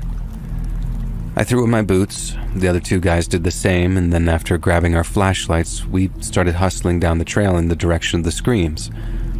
The girl's boyfriend was way ahead of us, and I don't know if he ran track in college or whatever, but he should have. That, or realizing his girl was in danger, gave him superhuman speed because he had us eating his dust to get to his girl in as fast a time as possible. The screams get louder and louder as we got closer and closer to her. Then, all of a sudden, there she is, lying just off the trail ahead of us, and right away I can see why she's screaming.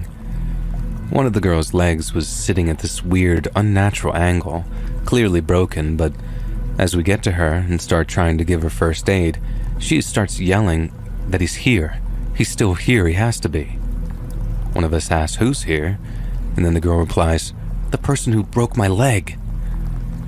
At first, we're obviously all thinking, okay, don't touch her, don't make the break any worse. But then the moment she said someone had attacked her, me and her boyfriend started scrambling to get her up, while my buddy starts shining his flashlight into the woods all around us trying to spot whoever the girl was screaming about. Those were legitimately the most terrifying few minutes of my entire life. Someone was out there, someone who wanted to do us physical harm, and we could only move as fast as we could safely transport the girl with the broken leg. Every other second I was asking my buddy, "Do you see anyone?" And the whole time he's calling back, "I don't know, I can't tell," because he's having to cover like 360 degrees with just one flashlight. The girl was screaming right in my ear as I was supporting her left side too, so I was having to ask my buddy over and over just to be able to hear his replies, all while I'm expecting some psycho hillbilly to pop out from behind a tree at any moment before smashing me over the head with whatever he just broke that girl's leg with. Thankfully, we were able to get back to that shelter without running into anybody, and there we armed ourselves with our knives and hatchets and then set about giving the girls some first aid. And this is way back before cell phones, so there was no calling 911 or ranger stations to get some help. We had to literally patrol our wooden shelter all night with our flashlights in hand, making sure no one was sneaking up on us, and that whole thing made for the second most terrifying thing I'd ever experienced. At least by that point, we were actually armed in some capacity, but like you're already probably thinking, the big fear was that someone with a gun was just going to use the beam of our flashlight as a target. If that happened, we'd be sitting ducks, fish in a barrel, and we wouldn't stand a chance. But if anyone did follow us back to the shelter that night, they chose not to show themselves, and we held out until dawn before getting the move on again. The other really creepy thing was, right after we got the girl back to the shelter and we started to give her first aid, we were obviously all very curious as to who or what attacked her. She kept saying how she didn't see the guy's face, but after the impact on her leg and her falling to the ground, she saw the back of the guy running away through the trees. She was 99% sure that it was a man, and he'd hit her leg with a stick or something blunt before running off. It was definitely some kind of stick or tool, she said, not a punch or a kick. Someone had waited for her, run up from the side, smashed something into the side of her knee so hard that it actually broke the leg. It was terrifying to think. If we hadn't had to run out there when we did, whoever broke the girl's leg would have probably come back for part 2. I figured he probably turned back for her, then saw all of our flashlights coming up the trail towards the screaming. And that's also what makes me think that it was just one or maybe 2 guys at the most, small numbers for us to be able to scare him off like that. Anyway, once dawn hit and we got some decent light, we made ourselves a makeshift little stretcher, rolled the girl onto it, and then carried her all the way into this little town called Hampton, where we were able to get her some medical attention. We were originally going to part ways there and then, but not before we swapped contact info so we could keep in touch to see how things went. But then, literally as we were walking away, we decided that we'd stay in town, help the guy, half of the couple, with all the stressful stuff that he had to deal with, police reports and all that kind of stuff, and also get some decent rest in a hotel room if we could find one. And we also realized it would be very stupid to just walk back up onto the same trails the attack had just taken place on, and to do so on no sleep would just be insanity. And the rest of the story is kind of boring, so I'll keep it short. We kept in touch with the couple to make sure that they were okay and to find out if the person who attacked the girl got caught. And no surprises for those who guessed that the cops had no clue where to even begin and were not very helpful at all. The girl's leg seemed to heal okay, though. We ended up finishing the rest of our hike after skipping ahead about 10 miles, just to be certain that we were well away from the site of that attack.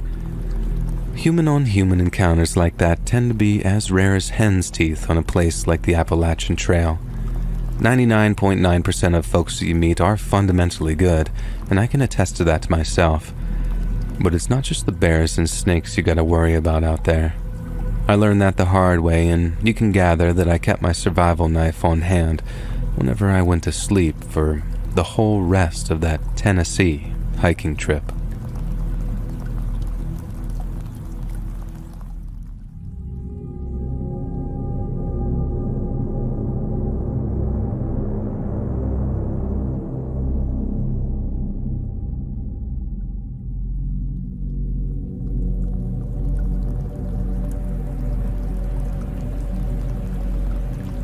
After a year of college, I decided that that world wasn't meant for me. I didn't know what I wanted or where I was going, but I knew that those classes, where other people seemed so eager to learn, was just not my place. So I dropped out, which my parents hated. I had to move out of the dorms, but they didn't want me back at home. So my brother Luke offered his basement apartment. He and my sister-in-law, Miriam, had used it for a while as an Airbnb, But he was tired of that service, so he agreed to let me stay for a third of its rent value, which I would start paying as soon as I found a job. I was so grateful, but what I didn't know was that my sister-in-law wasn't totally happy about it. Miriam was a kind of different person. Now let me explain further. I'm pretty fat. There's really no other way to put it. I've tried a million different diets and I simply just couldn't hack it. A lot of people in my family are pretty overweight, so I know that plays a factor, but I also just love food. I can't deny it. I don't know how people just eat for sustenance when good food can be so amazing. Now don't get me wrong, I actually do exercise a decent amount. I watch Zumba videos online and dance as much as I can. It's just I probably eat too much, and yeah, snacks are a weakness for me.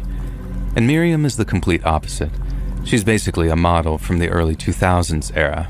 You know, I can't comment a lot as I know I'm not healthy, but I know she barely eats to survive. I always felt bad for my future nieces and nephews because she was definitely going to be an almond mom. Now, all that wouldn't be a problem. Fat people and skinny people exist together in the world and they seem to do fine. To each their own, right? Well, no. Miriam has detested me from the moment we met. She has been civil, but you know when someone just doesn't like you? Several slips in her attitude have told me that. Like at my brother's wedding, when she wanted pictures of the family and had me placed in the corner. She posted those on social media, cropped without me, and she framed some around her house. On her first Thanksgiving as my brother's wife, I saw her lip curling up whenever I dished more yams onto my plate. She ate some turkey with no gravy and some asparagus. Very sad, but who was I to comment on her habits? The thing is that everything had been subtle with her. She never had to see me much, or I her until I moved in. And I got the sense that it wasn't just my chubbiness that irritated her. She probably hated that my family is close and full of love, despite our appearances. My mom and dad aren't as big as me, but they're not model thin either. They're strictly average, but my dad showers my mom with so much affection. He calls her beautiful whenever he can and buys her gifts. That's something that I don't think I'll ever have, and I don't know if Luke feels that way for Miriam. But more importantly for this tale, it's that everyone seems to like me. I don't want to toot my own horn, but I'm funny and nice and I help wherever someone needs me. My parents weren't too happy with me about the college issue, but I know they love me unconditionally. And Luke is my best friend in the world. My big brother was always my biggest protector and my confidant, and I believe that Miriam hated that from the very beginning. But I never actually got any confirmation until I moved into their basement, and I didn't know that it would almost ruin my life. I moved in quickly. I didn't have much in my dorms anyway, and my brother and his wife helped. I saw Miriam's expression, though. When we were done bringing all my boxes, Luke went upstairs to check on something and I started unpacking my clothes into a dresser, and Miriam had lingered. I told her that I could take care of everything else and thanks for her help, but she remained in her spot. And I asked if she needed something and she asked how long I was planning to stay there. I didn't know exactly, but I had already applied online for some jobs at a pizza place and a coffee shop and this pretty fancy restaurant. I thought, well, I love food, so I could just make it a career. I told her all that smiling, thinking that she was curious about it, but she just crossed her arms. "We can't stay forever," she insisted. And I said that I knew that, and I felt like she wanted to say more, but Luke came down again and she went quiet. Okay, I knew I had to save up, figure out what I wanted to do, make things better with my parents, and just get out of there fast. It just wasn't fast enough. That night at dinner, Miriam picked at her food, and that was normal, while I ate with gusto. My brother cooked well. We were both taught by my grandma, which was another reason why I thought a career in the food industry might actually work out. But after I dished some seconds onto my plate, Miriam spoke. "How can you eat so much?" she asked me, and her voice barely controlled the disgust. Luke frowned at that, and I know 100% that he had never heard her say something like that. "I'm fat. I can eat a lot," I replied and laughed, which made Luke laugh too. Miriam didn't find it funny. She said that being obese wasn't something to laugh about. She said all people had to think about their eating choices and how it would affect their lives later. She also added that as a girl, she was taught to be strict and have discipline with food, otherwise she'd have trouble later in life, like she said. Her mother also told her that people would judge her for her looks. It was better to avoid that by always having a nice appearance. I rolled my eyes internally, and maybe I shouldn't have said what I did next, but I couldn't help it. It's okay. I may be fat, but everyone I care about loves me the way I am, and everyone else doesn't really matter, you know? Now, Luke agreed with me, and we pivoted the conversation to some of our childhood memories, and Miriam stayed quiet for the rest of our meal. In the coming days, Miriam was mostly quiet around me. I stayed in the basement and only went up for dinner because Luke insisted. She never commented on my eating again, but I did notice a lock on some cabinets in the kitchen. Well, that was odd. I had my own kitchen and food downstairs, and Miriam didn't care about eating, so I had no idea what that was about. But things seemed to escalate. My car keys went missing one day, and I had to go upstairs to ask if she had seen them. Miriam said she hadn't, which made sense because the basement had its own entrance. I asked her to help me to look, and she said no. She was busy with the magazine. Okay, sure. It was not her problem, but then I asked to borrow her car to go to an interview, and she said no, straight up, adding that I should just walk because I needed the exercise. I went away. I didn't have time for that, and then I ended up having to walk to the bus and to my interview. I had called my brother to ask if he had seen my keys, but he hadn't, so I would later need to get the second set that was at my parents' house. When they bought me the car, it had seemed safer to leave them the spare keys, but maybe that wasn't a great idea. And so that's what I did. I got a chance to talk to my mom, apologized about some things, and asked her to be patient with me because I needed to figure out my future. And she understood, I think. I got home and Luke called me up for dinner. He smiled and gave me the keys. Apparently he found them in the flower beds in the backyard. Well, that didn't make any sense. I didn't spend time in his backyard, much less near the flowers, because I was a little sensitive to the pollen. He told me to just let it go, and I did. But I started to grow concerned.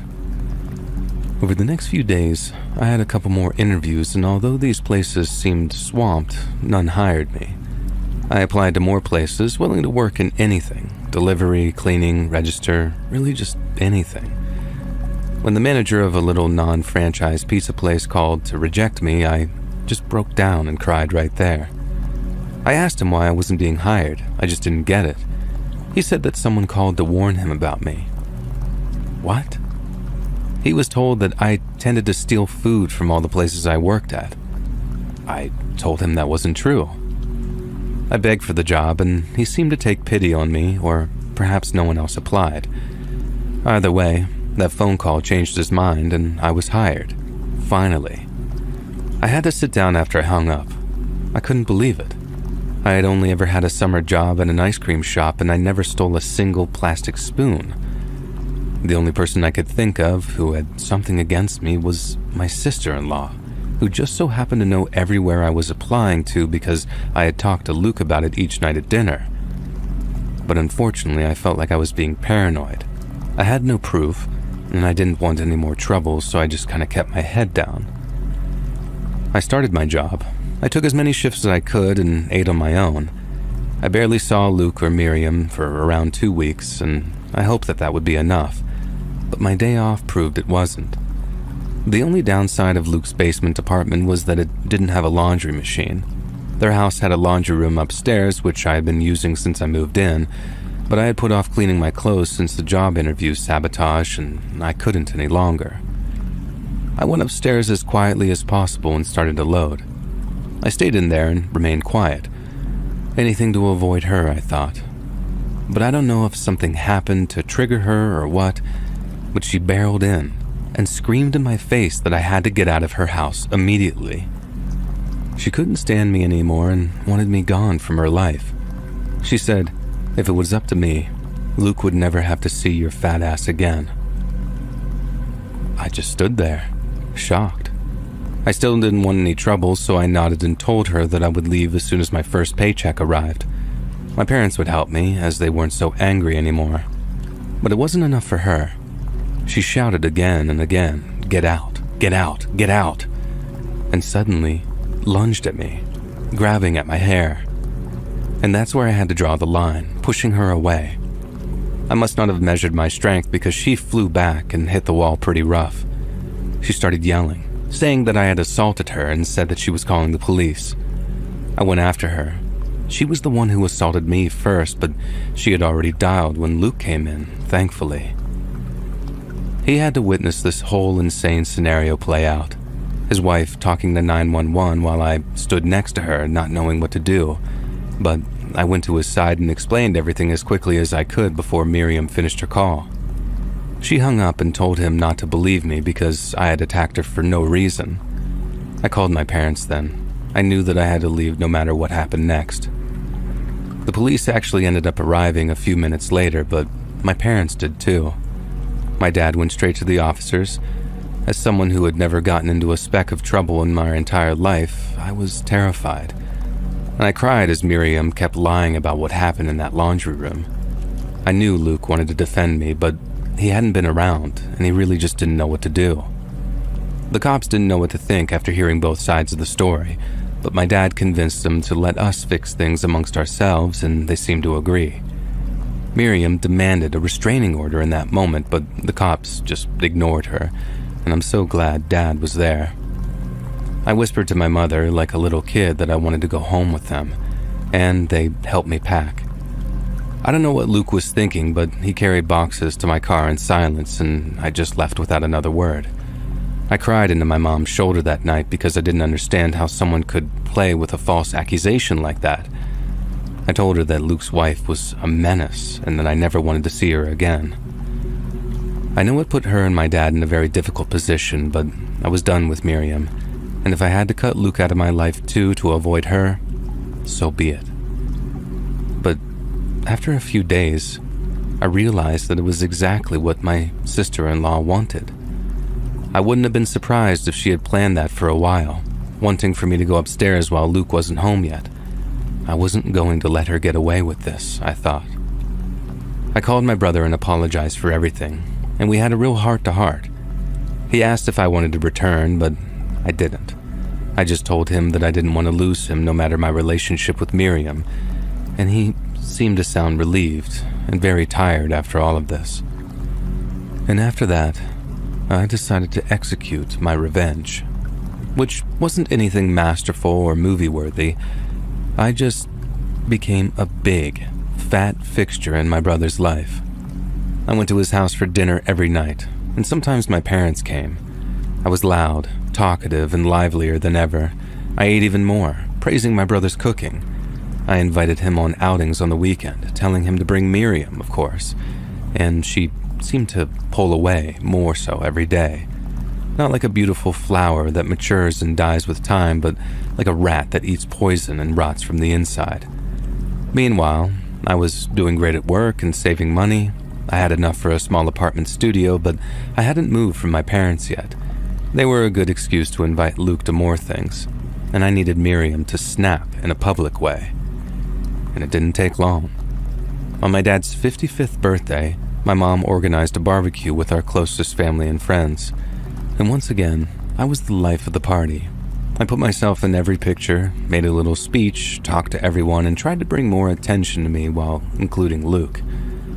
I just knew that she was seething, and I was kind of just waiting. Now don't get me wrong, I was tired of this too. I was social, but not to that extreme, and I wanted to move on, but I also just deep down needed others to see the type of person she truly was. When the party was winding down, I decided to start picking up a few things and brought them to the kitchen. It was like the scene in the laundry room all over again. Miriam comes in, gets in my face, but she wasn't yelling, not at first. Her eyes were so scary as she told me that she knew what I was doing and how I had gotten away with my assault before. But she was tired of me and how much attention I had from Luke. I started laughing. I didn't want to, but it was hilarious to me.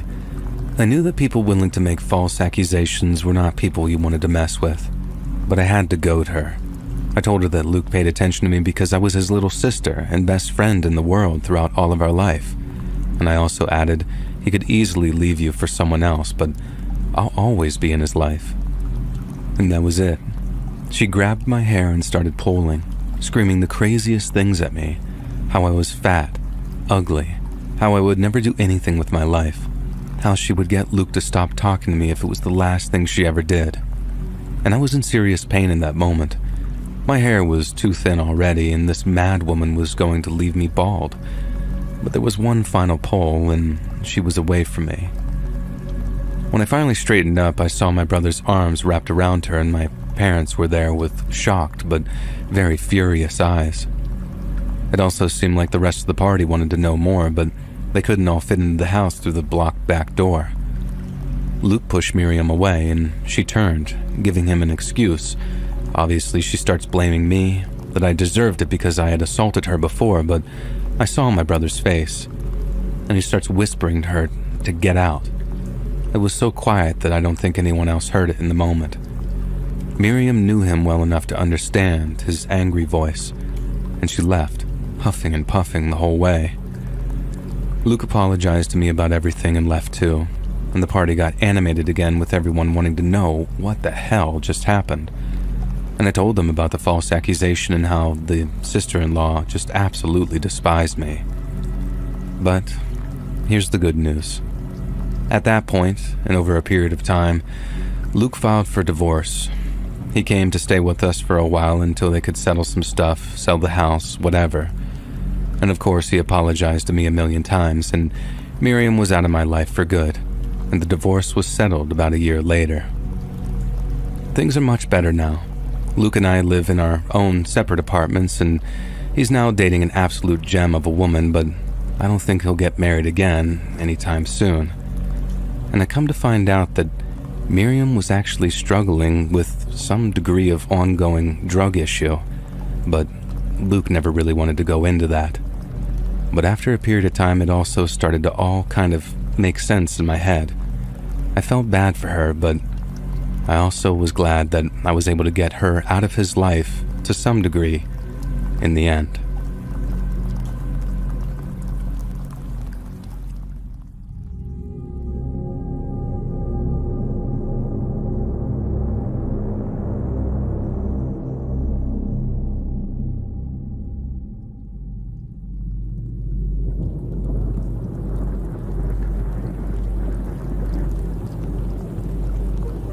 A few years back, a few friends and I were hiking the Appalachian Trail not far from Allentown, Pennsylvania, when we found something that scared the crap out of us.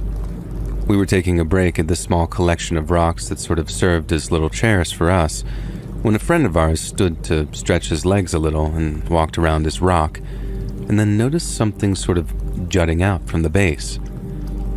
He reached down and pulled out what looked like an old-fashioned sort of tin of candy, the metal kind with the lid on a hinge.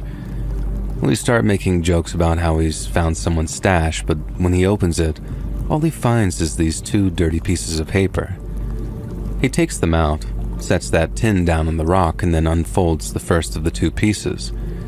He takes a look at one side and then turns it around to show us that it's just this sort of crude drawing of some rocks and some trees, presumably the same rocks and trees that we're at right now. But then, as he turns the piece of paper around to show us, he reads what's on the back of that paper, and his face just seems to drop. We ask what's wrong, and he reads the short message aloud. "This was the last thing Sarah ever saw," he said. And we all respond, "What? No way, dude, show us." And he wasn't lying. They really did say that. But then I ask him to unfold the other piece of paper, but he refuses. So another one of my buddies gets up and walks over and takes the unfolded paper from him. And then after unfolding it and briefly taking a look at what was written, his expression drops as well. "List of people I want to apologize to," he read aloud, and then went on to list a bunch of people that someone had apparently stolen from. My first thought was that it was maybe a note that someone leaves before they take their own life, written by someone who liked to draw and refer to themselves in the third person or something. But then hearing how they stole from someone, that made me think that it was written in the third person because it truly was written by someone else. This sparked a lot of debate between us because obviously theft didn't exclude the possibility of someone dying, And Sarah could have stolen a bunch of money, regretted it, and then walked up into the hills to take her own life. But then, surely a note like that would have included an apology to her parents or something. At least, that was my take on it. Why only list the people you stole from? It took a minute before one of us thought to compare the handwriting on each note, but even then, we weren't all decided.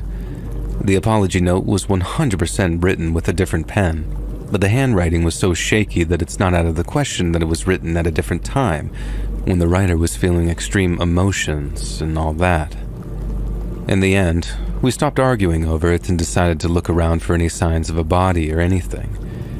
There was no chance of us just sort of slipping the notes back into the tin, sliding it back under the rock, and just walking away after finding something like that. Even if it was just someone's idea of some sick joke, then it was worth our peace of mind to make sure that we weren't leaving someone rotting in the woods. And we walked around for a while, but didn't find any bodies. We didn't find anything suspicious or anything either, and if I'm being honest, I didn't even know what I was looking for. I kept telling one of my buddies to watch out for disturbed earth, thinking there might have been a shallow grave under our feet. But then we were in the woods. All the earth is disturbed. And after that, we got to thinking on what we should do again, and we decided to take the box and the notes into the next town, and then drop them off at the precinct or the department of whatever kind of law enforcement-related place they had in town. And when we got there, we told the cops the same thing I just told you.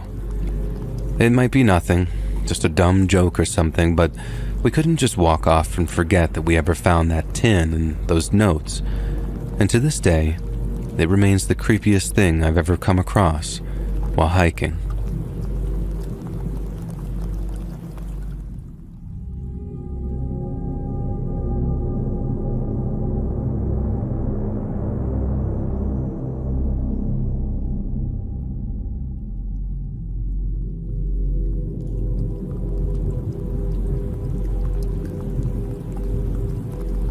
I grew up in a small town in North Carolina, a place called Bakersville. It's only about 16 miles from the Tennessee state line, and beyond that lies the fabled Appalachian Trail. I never really considered it until I moved elsewhere, but there's a certain spirit to Appalachia, especially the lower half where the trail extends up into the Great Smokies and the Pisgah National Forest. Bakersville is about 20 miles north of Pisgah, right in the center of the triangle where the three forests converge. And I don't know if there's something in the trees or the hills or the water, but it gets into the people, for better and for worse. For example, Appalachians are just about the most superstitious people I had ever come across. Just about every culture has its little idiosyncrasies like that. You've probably heard someone say, "knock on wood," to prevent something bad from happening, or perhaps they suggested that a black cat crossing your path is an omen of misfortune. Some people are told never to walk under ladders, or that stepping on a crack will doom their mother to a broken back. But of all the people I've met on my travels, Appalachians win the prize for their bizarre superstitions. For instance, my grandmother, God rest her soul, said she never trusted anyone with a dimple on their chin. She always used to say, "Dimples are made by the devil's shoe." And it wasn't just some silly saying to her either. She was deadly serious in her belief that people with chin dimples were essentially cursed. She also thought that if your chickens laid eggs in odd numbers, it meant misfortune was on the way, and that you should never, ever wash your clothes on a Sunday. She had a ton of other crazy rules like that, and like I said, it was no joke.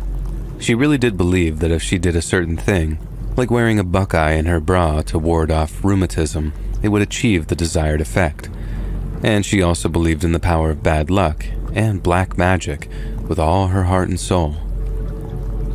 I guess we're just much more prone to believing in things like that down here in Lower Appalachia, things of an otherworldly or fantastical nature.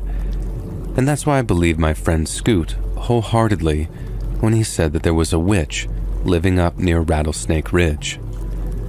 I didn't believe him when he first told me, but he said that his cousin swore on his eyes that there was a witch living out there in a one-room shack, and that she put a curse on 4 men just after the war, who'd all ended up dying in mysterious circumstances. But not only that, and thanks to his cousin, he knew exactly where this witch's shack was located, on the south side of Rattlesnake Ridge. Naturally, I demanded that he take me to it at the first available opportunity, to prove he and his cousin weren't a pair of no-good, rotten liars. But to my surprise, he indignantly promised to do just that. We were both 12 and 13 years old at the time, so we were capable of finding our way back after a lengthy sojourn in the woods, and aware enough for me to want to show Scoot what a long-tongued liar his cousin was. So, one Saturday we set off in the early afternoon, bound for Rattlesnake Ridge. I understand that probably sounds like far too dangerous a trip for a couple of boys in their early teens, but you grow up in rural North Carolina and you learn how to walk in the woods. I feel like there are stereotypes of the southern outdoorsman or Midwest mountain man, treading softly through the woods like a cross between a Choctaw and a ninja. But that's just not accurate at all. Any woodsman worth his salt treads heavy through the woods. Snakes pick up on vibrations, and the handy thing about rattlers is they let you know that they're there if they don't hear you coming and get out of the way first. Anyway, that's just to give you a little background on why our parents were okay with us hiking out to a place named after a venomous snake. From our neighborhood, the walk out to the ridge took about an hour at a casual pace, until finally, we see the tree-covered ridge rising up before us like some great sleeping giant. Scoot's cousin had said the witch's shack was on the southeastern side on the ridge, and that we'd smell the smoke of her fireplace before we ever saw her. This was the same fireplace where she supposedly cooked the butchered bodies of the children she captured before turning their bones into magical charms. I thought we'd spend an hour or two just wandering around, not being able to see or smell anything, before Scoot finally accepted that his cousin was full of crap. But then suddenly, we started to detect something that smells a lot like a campfire, or perhaps even the smoke billowing from the chimney of a witch's cottage.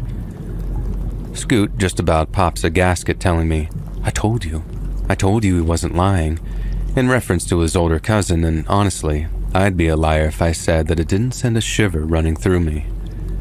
I just remember standing there, slack-jawed, having gone from not believing in him to not wanting to believe him.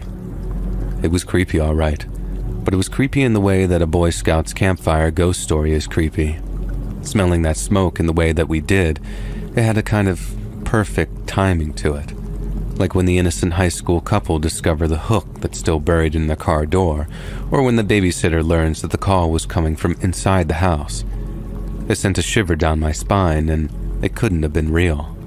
There was no such thing as witches, and smelling campfire smoke was evidence of a campfire and nothing more. Once I realized that, I felt foolish. Scoot's cousin was lying, and feeling foolish only made me more determined to prove it. Plus, it was a fine opportunity to prove how brave I was to Scoot by marching off into the woods in search of the smoke's source. He thought I was straight up crazy, saying that we'd had to get out there and that I must have some kind of death wish to go looking for that witch. After all, she'd already killed 4 men by putting curses on them, so there's no telling what she'd do to 2 kids who deliberately set off to go treading round her holler. I knew that whoever was out there probably wouldn't react kindly to strangers, but I also knew that there wasn't any such damn thing as witches. So I didn't exactly go running off through the woods, but I kept on going with Scoot behind me, keeping an eye out for where the smoke was coming from. Then, about 200 yards in, we see this thicket of myrtle trees, the real dense kind with the wavy leaves, and behind them is what looked to be an old log cabin, one with a big old stone chimney affixed to the side of it. And Scoot says, "You believe me now?" And I'll admit, the evidence was mounting in his favor. But until we saw black cats and flying broomsticks, I wasn't buying a word of it, and I wasn't about to go all that way only to turn back now that we'd found what we were looking for. And so for anyone who doesn't know wax myrtles, they sprout fairly close to the ground, meaning you gotta duck down low, under all the leaves and branches if you want to traverse a patch of them. There was also the occasional dogwood in there too, meaning that we had to weave in and out to get to where we could see the log cabin in all its shabby ingloriousness. But when we did finally lay eyes on that cabin, It looked exactly like you might expect a witch's shack to look. There was a broomstick right there near the little entrance with all kinds of dried herbs, wind chimes, and charm-looking things hanging on either side of the door. Scoot just about had a fit when he saw the broomstick, and I have to admit, I was starting to actually believe it myself at that point. But then right as we're starting to get really and truly frightened, the door to the shack swings open, and out steps the witch of Rattlesnake Ridge. Her hair was white and patchy, and she walked with a bit of a stoop, and I swear that she'd had a wart or two on her nose and chin. I was just about ready to pee my pants with fear at the sight of her, cursing myself for not believing Scoot and his cousin, but at least I stayed quiet. Scoot, on the other hand, he blurts out in a shaky voice, "There she is," which the witch then hears and spins around to squint in our direction. She starts crowing, "Who's there? Y'all better show yourselves." But by that point, me and Scoot are bolting like startled foals, deaf, dumb, and blind to anything and everything except getting the hell away from Rattlesnake Ridge, and the witch we should have known better than to go looking for. We were terrified, absolutely beside ourselves with fear. We were convinced the witch was going to put a curse on us for having trespassed on her patch, and that it was only a matter of time before we too ended up dead under mysterious circumstances. We agreed to each head home to our parents to ask what they could do for us, how maybe the cops might be able to head out there and convince the witch to take back her curse. But whatever we did, we had to do it fast. So after issuing each other what we'd hoped would be not our final goodbye, we each headed home to beg our parents for help. I remember holding back tears until I got to my parents' house, but then the second I walked through the door and my mom asked me why I looked so terrible, I broke down and told her everything. How I hadn't believed Scoot and his cousin about the witch up on the ridge, how we'd trespassed on her property, and how we were now probably cursed to each suffer an untimely death. All the commotion brought my dad in from the garage, and he and my mother listened to the whole story before finally issuing their assurances. They told me that there was no such thing as witches, but that there was indeed an old woman living up near that ridge. She'd been living there for quite some time, and all she wanted was to be left alone, and that's why she'd gotten angry when she'd heard us in the bushes. She couldn't put any curses on us. We weren't going to die, but it was not a good idea to go wandering off into the woods like that for any reason, especially when that reason was to go bother some old little lady. And once I was safely reassured that the lady that we saw was most certainly not a witch, I started to calm down a little. But it didn't explain why a woman lived out in the woods, all on her own like that, and when I asked, I was essentially told that it was complicated, but that she wanted to live out there on her own. It wasn't like the people in town were mean to her or anything like that. And after that, my mom called Scoot's mom and they talked it out to make sure everyone was on the same page. Scoot's parents were nice folks, so they told him basically the same thing as I was told. We didn't have to be scared of that old lady, but we weren't to go snooping around her property anymore. And Scoot and I were then allowed to talk on the phone, and we went from crying to laughing in the space of a few minutes. It was just pure relief, I think. That and how funny it was that we ran full sprint from a woman whose top speed was probably a mile or two an hour. We just kind of moved on after that. I remember thinking of that woman every so often, but I wasn't afraid of her. I just thought that she was kind of weird, living all alone in the woods like that.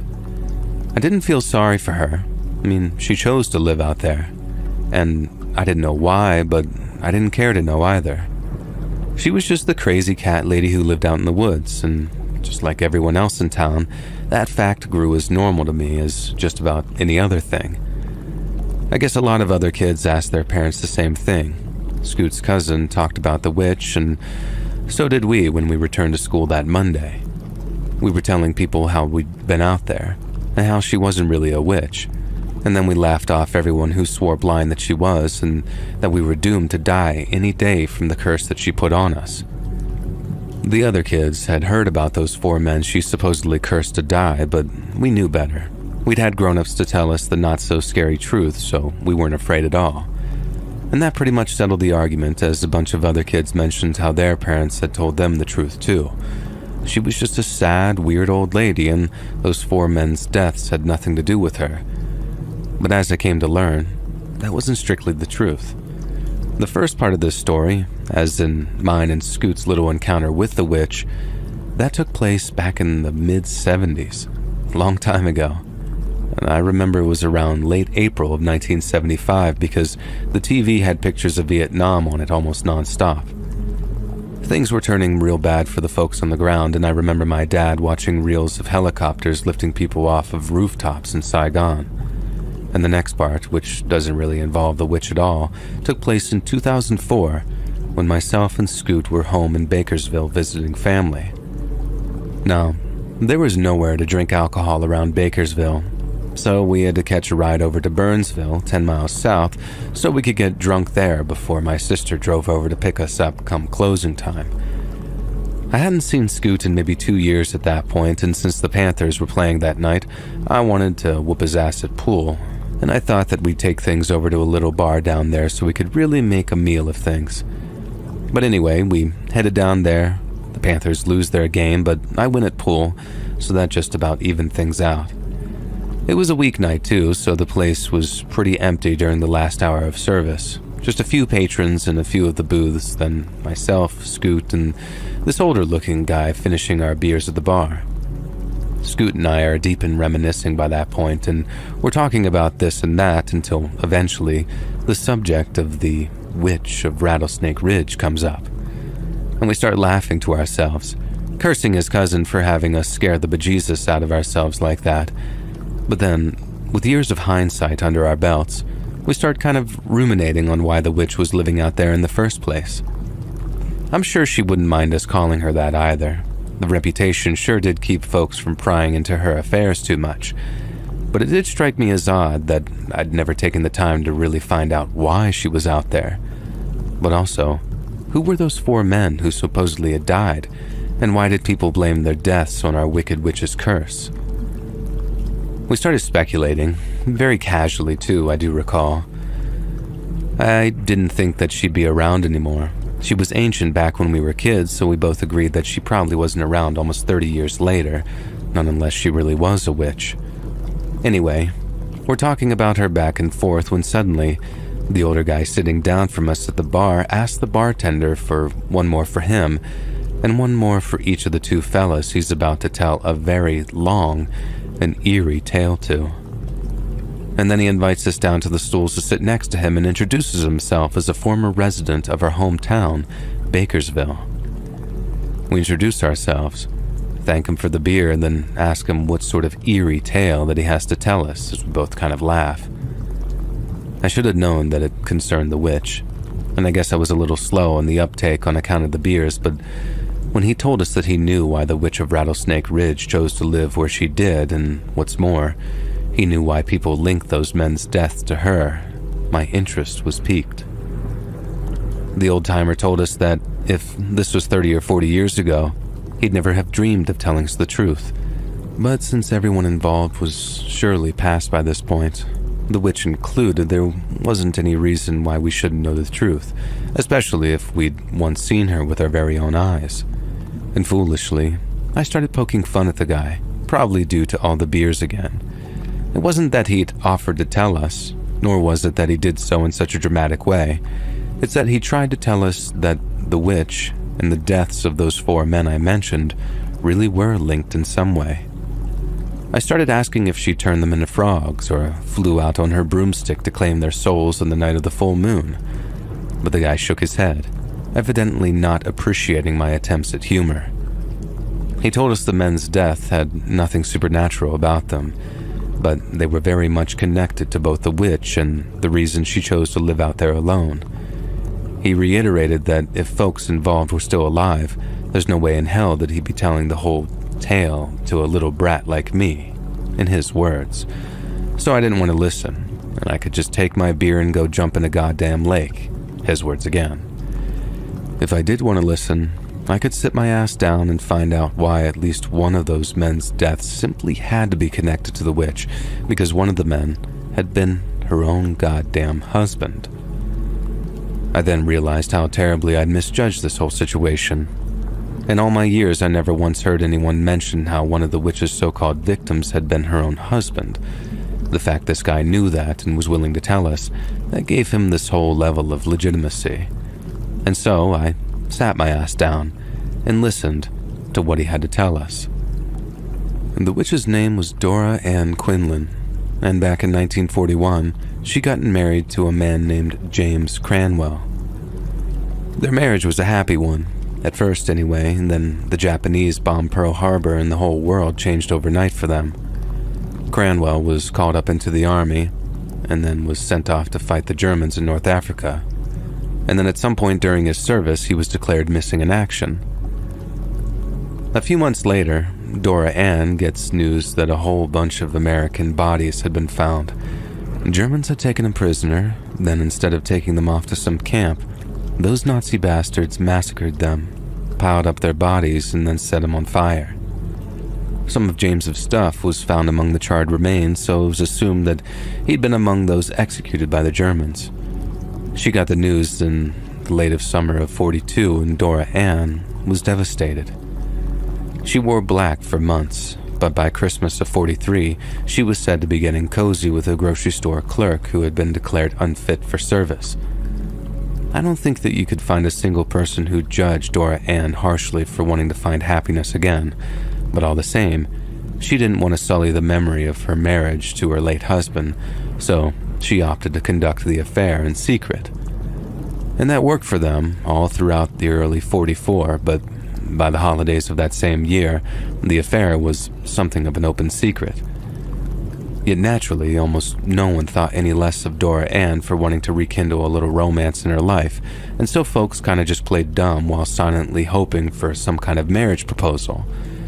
But then, in early 46, right when everybody is expecting Dora Ann and the clerk to tie the knot, she gets a telegram from the army with news that shook her world just as much as when those Japanese torpedoes sunk the Arizona. Her husband, James Arthur Cranwell, was alive.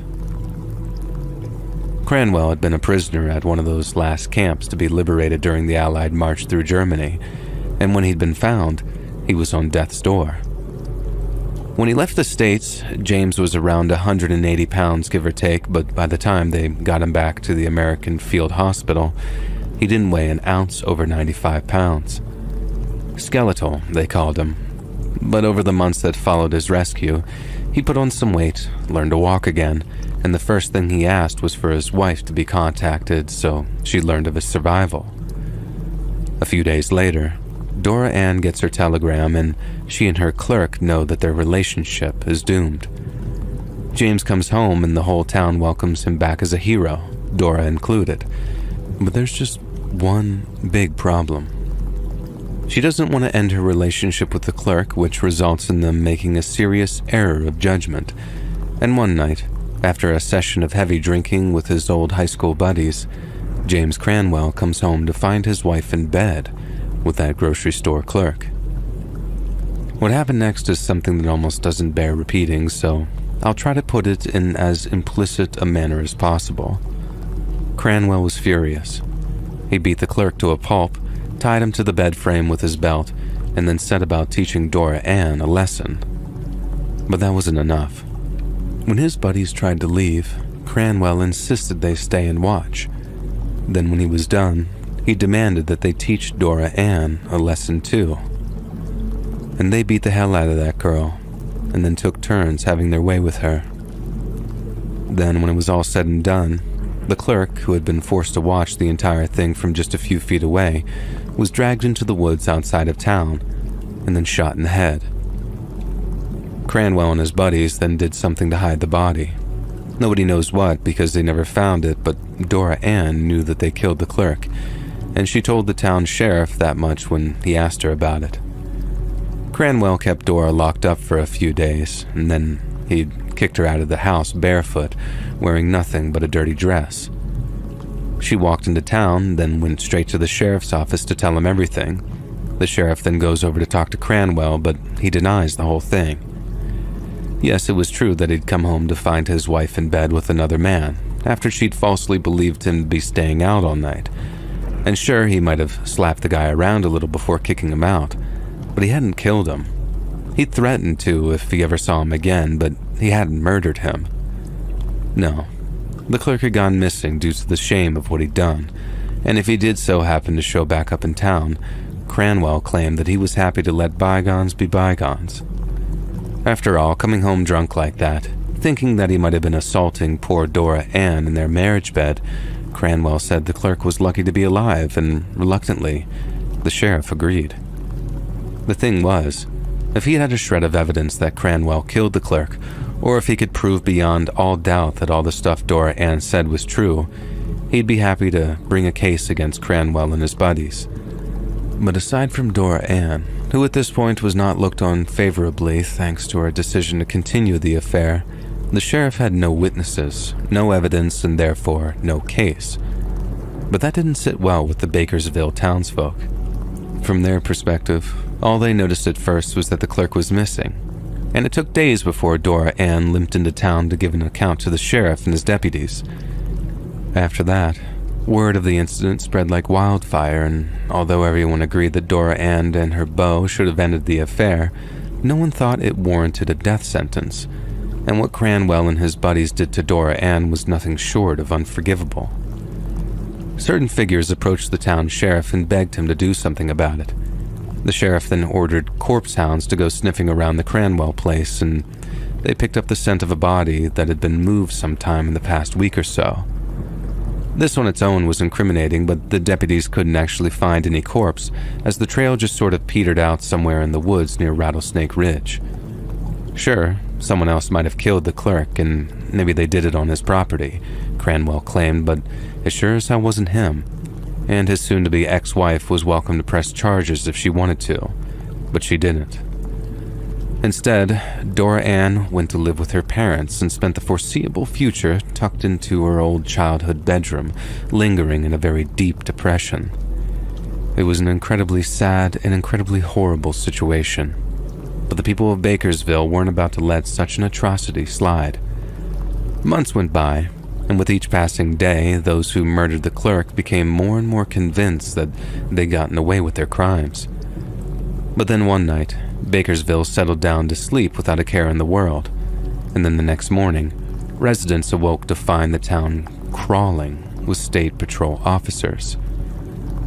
During the night, not only had Cranwell's house gone up in flames, presumably with James Arthur having been burned to a crisp, but his two old high school buddies had also suffered mysterious and horrifying accidents. One had driven off the road on a clear stretch of highway, then struck a tree at what had to be at least 50 miles an hour. The other had drunk an entire bottle of bad whiskey and had been slowly poisoned while in a state of unconsciousness.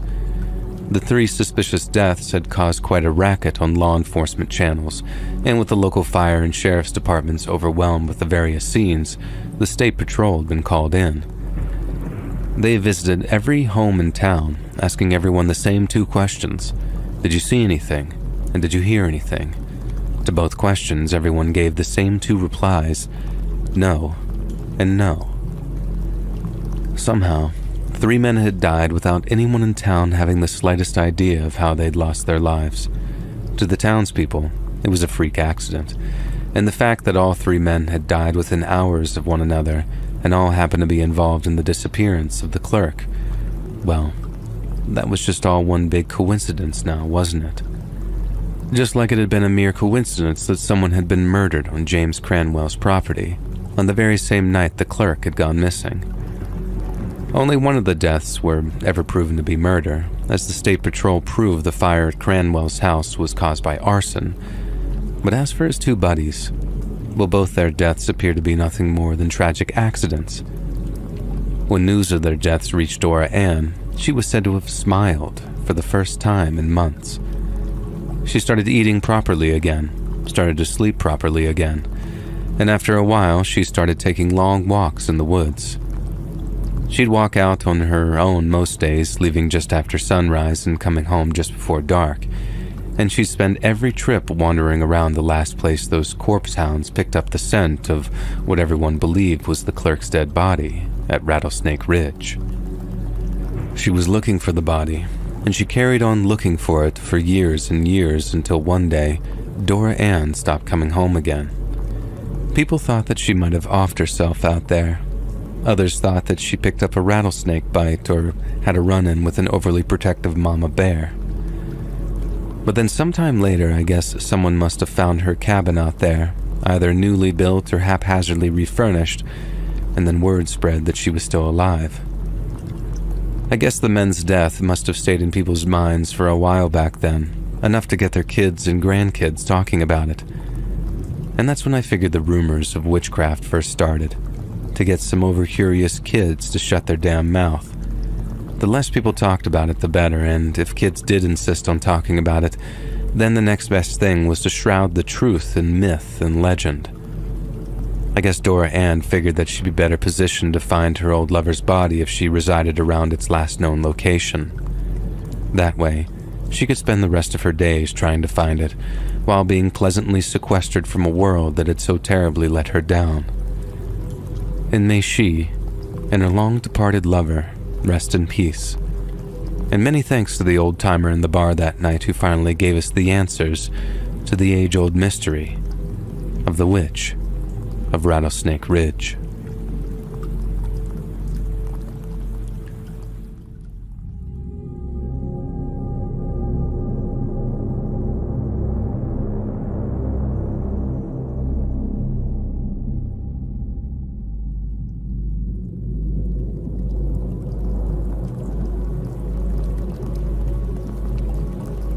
This is a crazy story, and you'll probably call me stupid for not going to the authorities about it.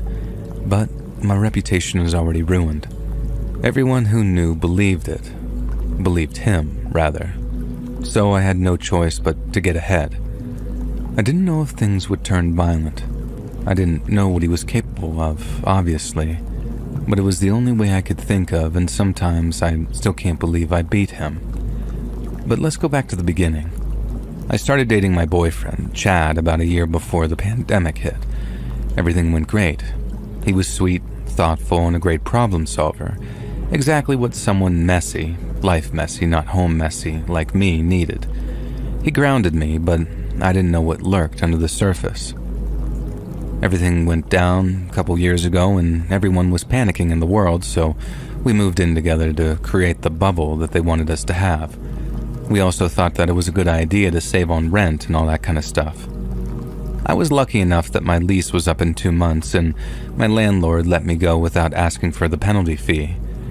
Some moving companies were still working in our town, and our jobs went fully remote, and it seemed kind of meant to be. We set up our offices. Well, Chad did.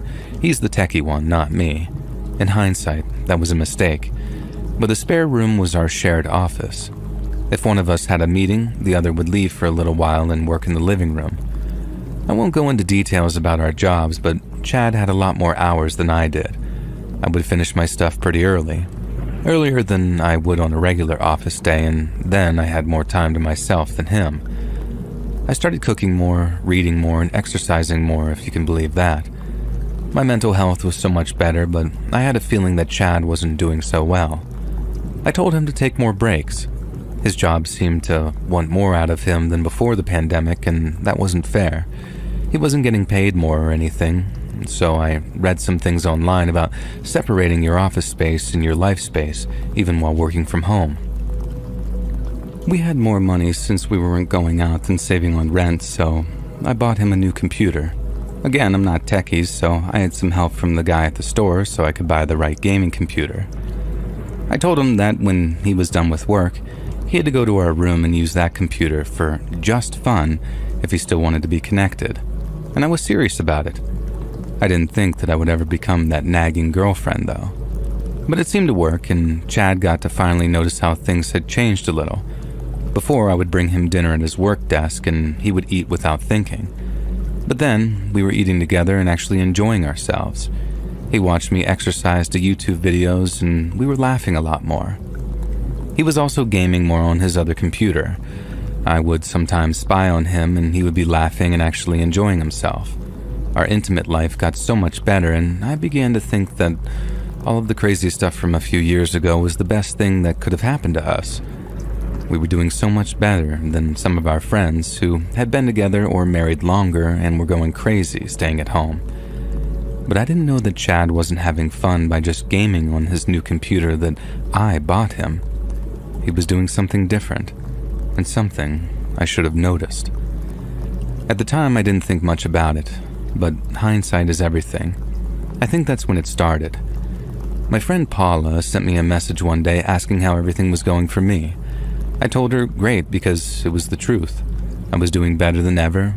She said good, but what about work? And that was confusing. Work was perfect, and I told her that, and she didn't ask anything about it again. But I believe that she had already discovered what I would only find out months later. Another time that it should have alerted me to something weird was when Chad was having a gaming session with his Discord on, or whatever. I don't know how that works. I had made it a point not to go into the room when he was winding down with gaming, but I needed my charger, and it was just for a second. I was leaving when I heard something like, "Man, she's just the hottest. I can't believe you got her to..." And that's it. I didn't hear anything else because I was just used to compliments, especially from all of my previous boyfriend's friends. It wasn't unusual for me, so I knew that it was better to just not listen too closely. And it kills me that I didn't, though. Needless to say, I was much more vigilant now. And here's where it begins. Paula hadn't sent me anything else after asking about my work. Granted, everyone was busy or dealing with different things, but it had been around 2 months. Chad and I were the perfect couple, I felt like.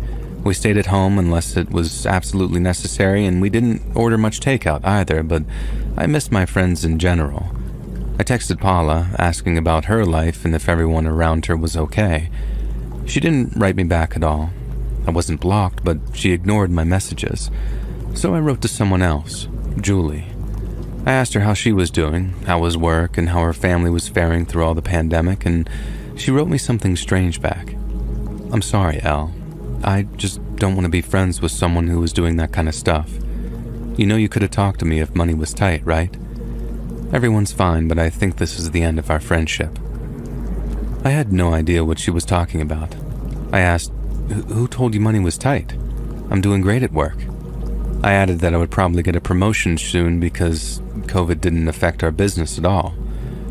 Fortunately, Julie hadn't blocked me after that odd message, so she wrote, "If you're still working, then why are you putting all that stuff online?"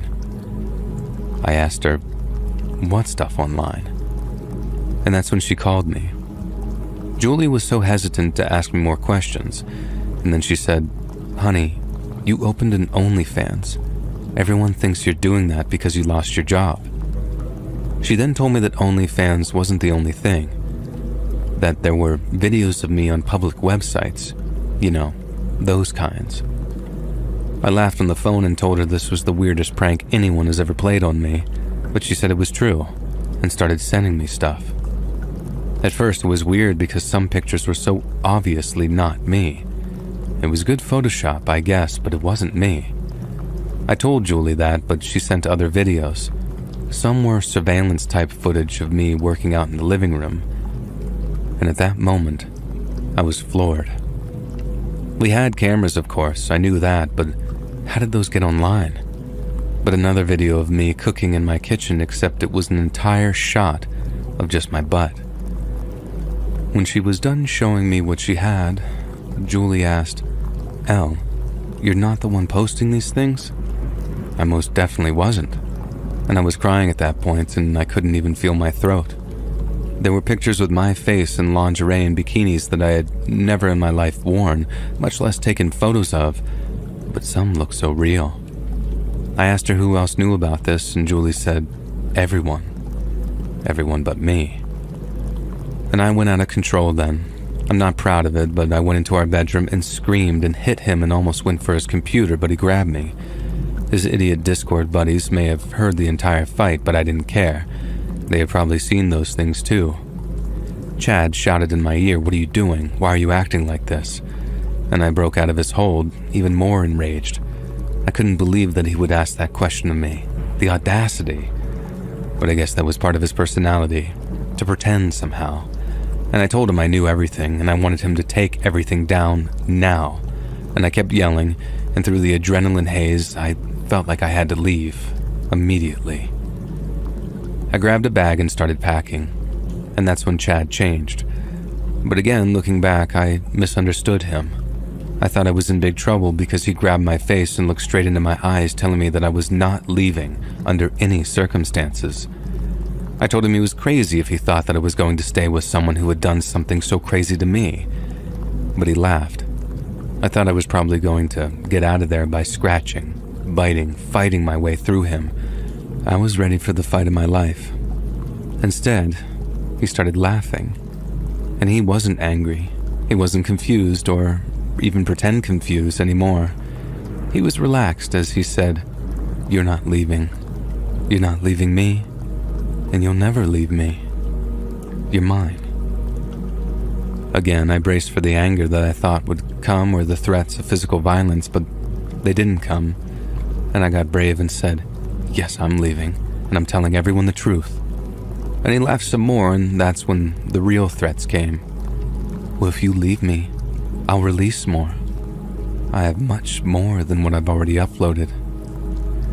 I mean, if my tapes were already on OnlyFans, then what else was there to do? But he said that he would make more, and make worse things. He would use more Photoshop and other stuff to make things look even worse.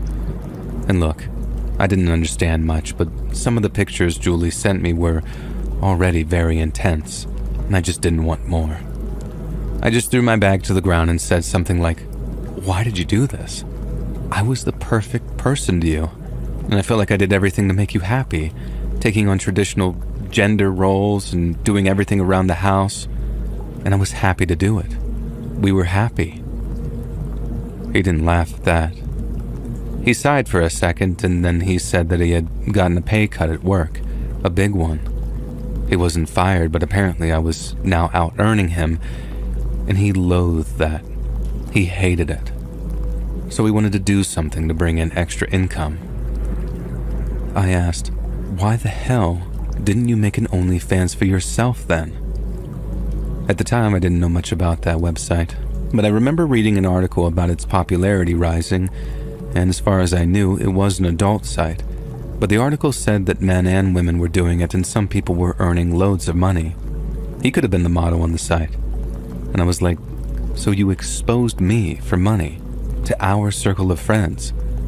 And he said yes, but he didn't think my parents and most of my family would find out. I don't know what came over me. Almost against my will, I asked if my stuff was earning good money. And he smiled and said yes, that he was earning more than enough to compensate for his pay cut.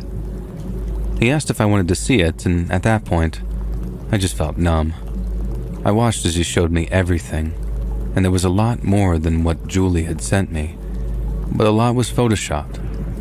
What was real was footage at home, photos of my butt, boobs, and feet. Yuck. And there were a few adult tapes of him and me. But Chad explained something about those being extremely exclusive and very expensive stuff. Not everyone subscribed could access the worst stuff. Only a few had bought them. And I'm sorry, I didn't understand much and I didn't ask more, and I remember standing and saying that I was going to make dinner. And Chad said no. It was his turn to cook that night, so we could celebrate that I finally knew and could join him in that and get more money. What was he talking about, though? He pushed me to the bed and went to the kitchen, and I just plopped down and looked at the ceiling until he called me to eat. It was burgers and fries. Okay, fine, I thought in the moment, and I ate, and I was just staying quiet. And he blabbered on about real photos and more videos, and I just nodded, not because I agreed, but because I just didn't know what to say. I was thinking hard. Number one, if I tried to leave, he would do worse. At that point, it seemed like this hadn't gotten to my parents or my work, so I felt safe, for now. And number two, my friends knew and thought that I was in on it. And number three, Chad wanted me to be in on it. But why? Aside from the money, why would any man with a girlfriend or wife want to show her privacy online to a bunch of perverts? Wouldn't he get jealous? And that's when it hit me. Jealousy. That was my way out. I'm not some evil genius or anything, but I thought that this was the only way that I could control this and take my life back. I ate my last fry and spoke for the first time since I had asked about money. I said if we were going to do this, I wanted control. I wanted the password, and I would get a say in what's uploaded. I told him that would be better because it would finally get more real. And Chad got excited and talked about some ideas, but I asked him to show me everything that he had done again and how to access it. And we had a sort of lesson on OnlyFans and other sites, which even had chats between fake me and people who paid privately for exclusive stuff. I knew I couldn't just take those and change the password at the time. I couldn't shut it down either because he had threatened me. I had to be sneakier, right? And so I played along. For far too long. I'm not proud of any of it, but I agreed to almost anything Chad wanted. It wasn't too far-fetched, though. So I somehow still believed my jealousy plan could work. And it took months, but at one point, I was the only one uploading, messaging, and handling more stuff. And the world around us started opening back up. Chad started to get busier at work, they upped his pay, not to what it originally was though, and we were still working from home. He kept telling me that he wanted to quit his job because I was actually doing better. I wasn't big famous, but he had more plans for me. I told him that that was a bad idea because we didn't know if this was temporary. It was better to have a real job and use this money for fun in the future. And Chad saw the logic in that. And that's the day that I changed all the passwords. I added an extra layer of security and made sure that they were erased from his computer and only in mine. I had searched a bit about how to do that. When he asked about it, I told him it was my OnlyFans and my image, so I was taking over from now on. I said, as a woman, I know what entices men, so I can do this better than you. Don't worry because you still have input because you have good ideas. But that was all a lie. But I wanted to do it. At first, Chad accused me of wanting to shut it down and tried to threaten me with sending videos to my parents. I told him he couldn't do that, and I would accuse him of sending revenge images to get him in trouble, which was illegal. And he then started talking about laws or something, and I just got kind of lost there and a bit scared. And so I switched it up. I said that I would tell all my fans that he was a jealous boyfriend who couldn't stand having a popular girlfriend. Chad knew some of his friends were subscribers and knew that he wouldn't want to look bad, and so he shut up. I still did some of his ideas, but I started on my own. And once the world started opening up a lot more, I felt ready to start going out again myself. I joined a gym, got newer, sexier clothes, and opened a, let's say, legit social media where I posted myself and some poses at the gym, and I pretended to exercise and use the tightest things I could find. And Chad was angry about that. I told him that if I became an influencer, we would earn so much more money, bring more people to my OnlyFans, and maybe we could just both quit our jobs and travel in time. And he didn't say much to that, but I knew that this was starting to get to him. Now, I never really got famous, so don't look me up because a lot of those things already don't exist, for the most part, I guess, as far as I could get rid of. But a pretty girl posting thirst traps online does get some attention. Comments from men rolled in en masse, and there was some collateral damage because my family actually saw that Instagram. But that was my front. It wasn't anything bad, it was just sexier than what they knew me as. I told those who asked that I had gotten into fitness during that whole period of time and wanted to show people how great it was, and that's it. I don't know if someone knew, probably, but I don't care, so at night, I would handle the adult website stuff and answer people on my legit one. I wrote comments publicly so Chad would see them, and I also stayed up answering DMs. He would ask what I was doing, but I shut him down, saying it was part of the business. I said that he didn't have to worry because I wanted him to handle the money. I didn't care how much I was making, where, how, or what happened to it, and I let him do that because it was the best way to keep him busy and worrying. Every time a new payment came in, he wondered where it came from, and I played dumb. I think that was some guy who wanted to send him dirty underwear or something. And I never did, but I said something crazier every time he asked until he stopped asking. And on my legitimate socials, I started posing with men at the gym, the big men that drive other men crazy. And Chad wasn't like that at all. He was a skinny, nerdy guy, and this isn't an insult. That's literally my type. I don't really like muscles. And I also talked at home about several other things, like this trainer having the biggest arms, or that guy with the designer gym wear also had a nice car. These were stupid things that I didn't care for, but this was what broke the camel's back, for Chad at least. I got home from the gym after an afternoon of posting stories with two pretty big gym bros, and he had packed my things.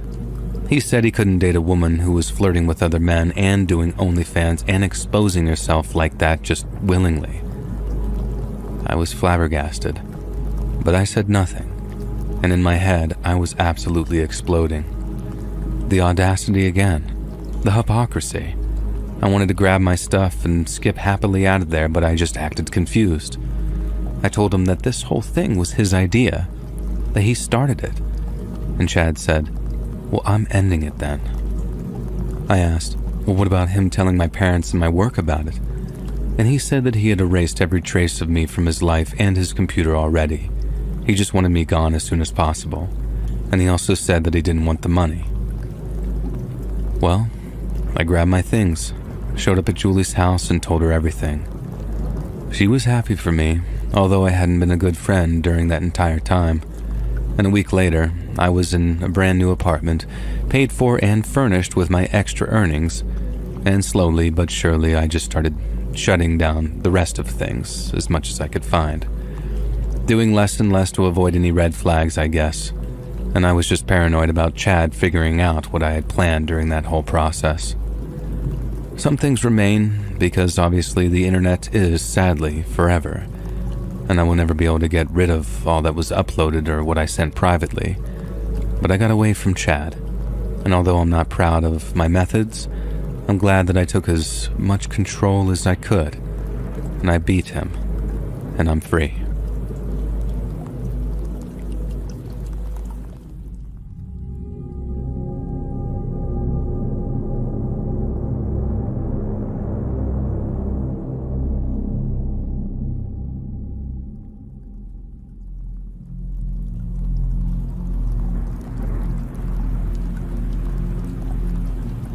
In sickness and in health.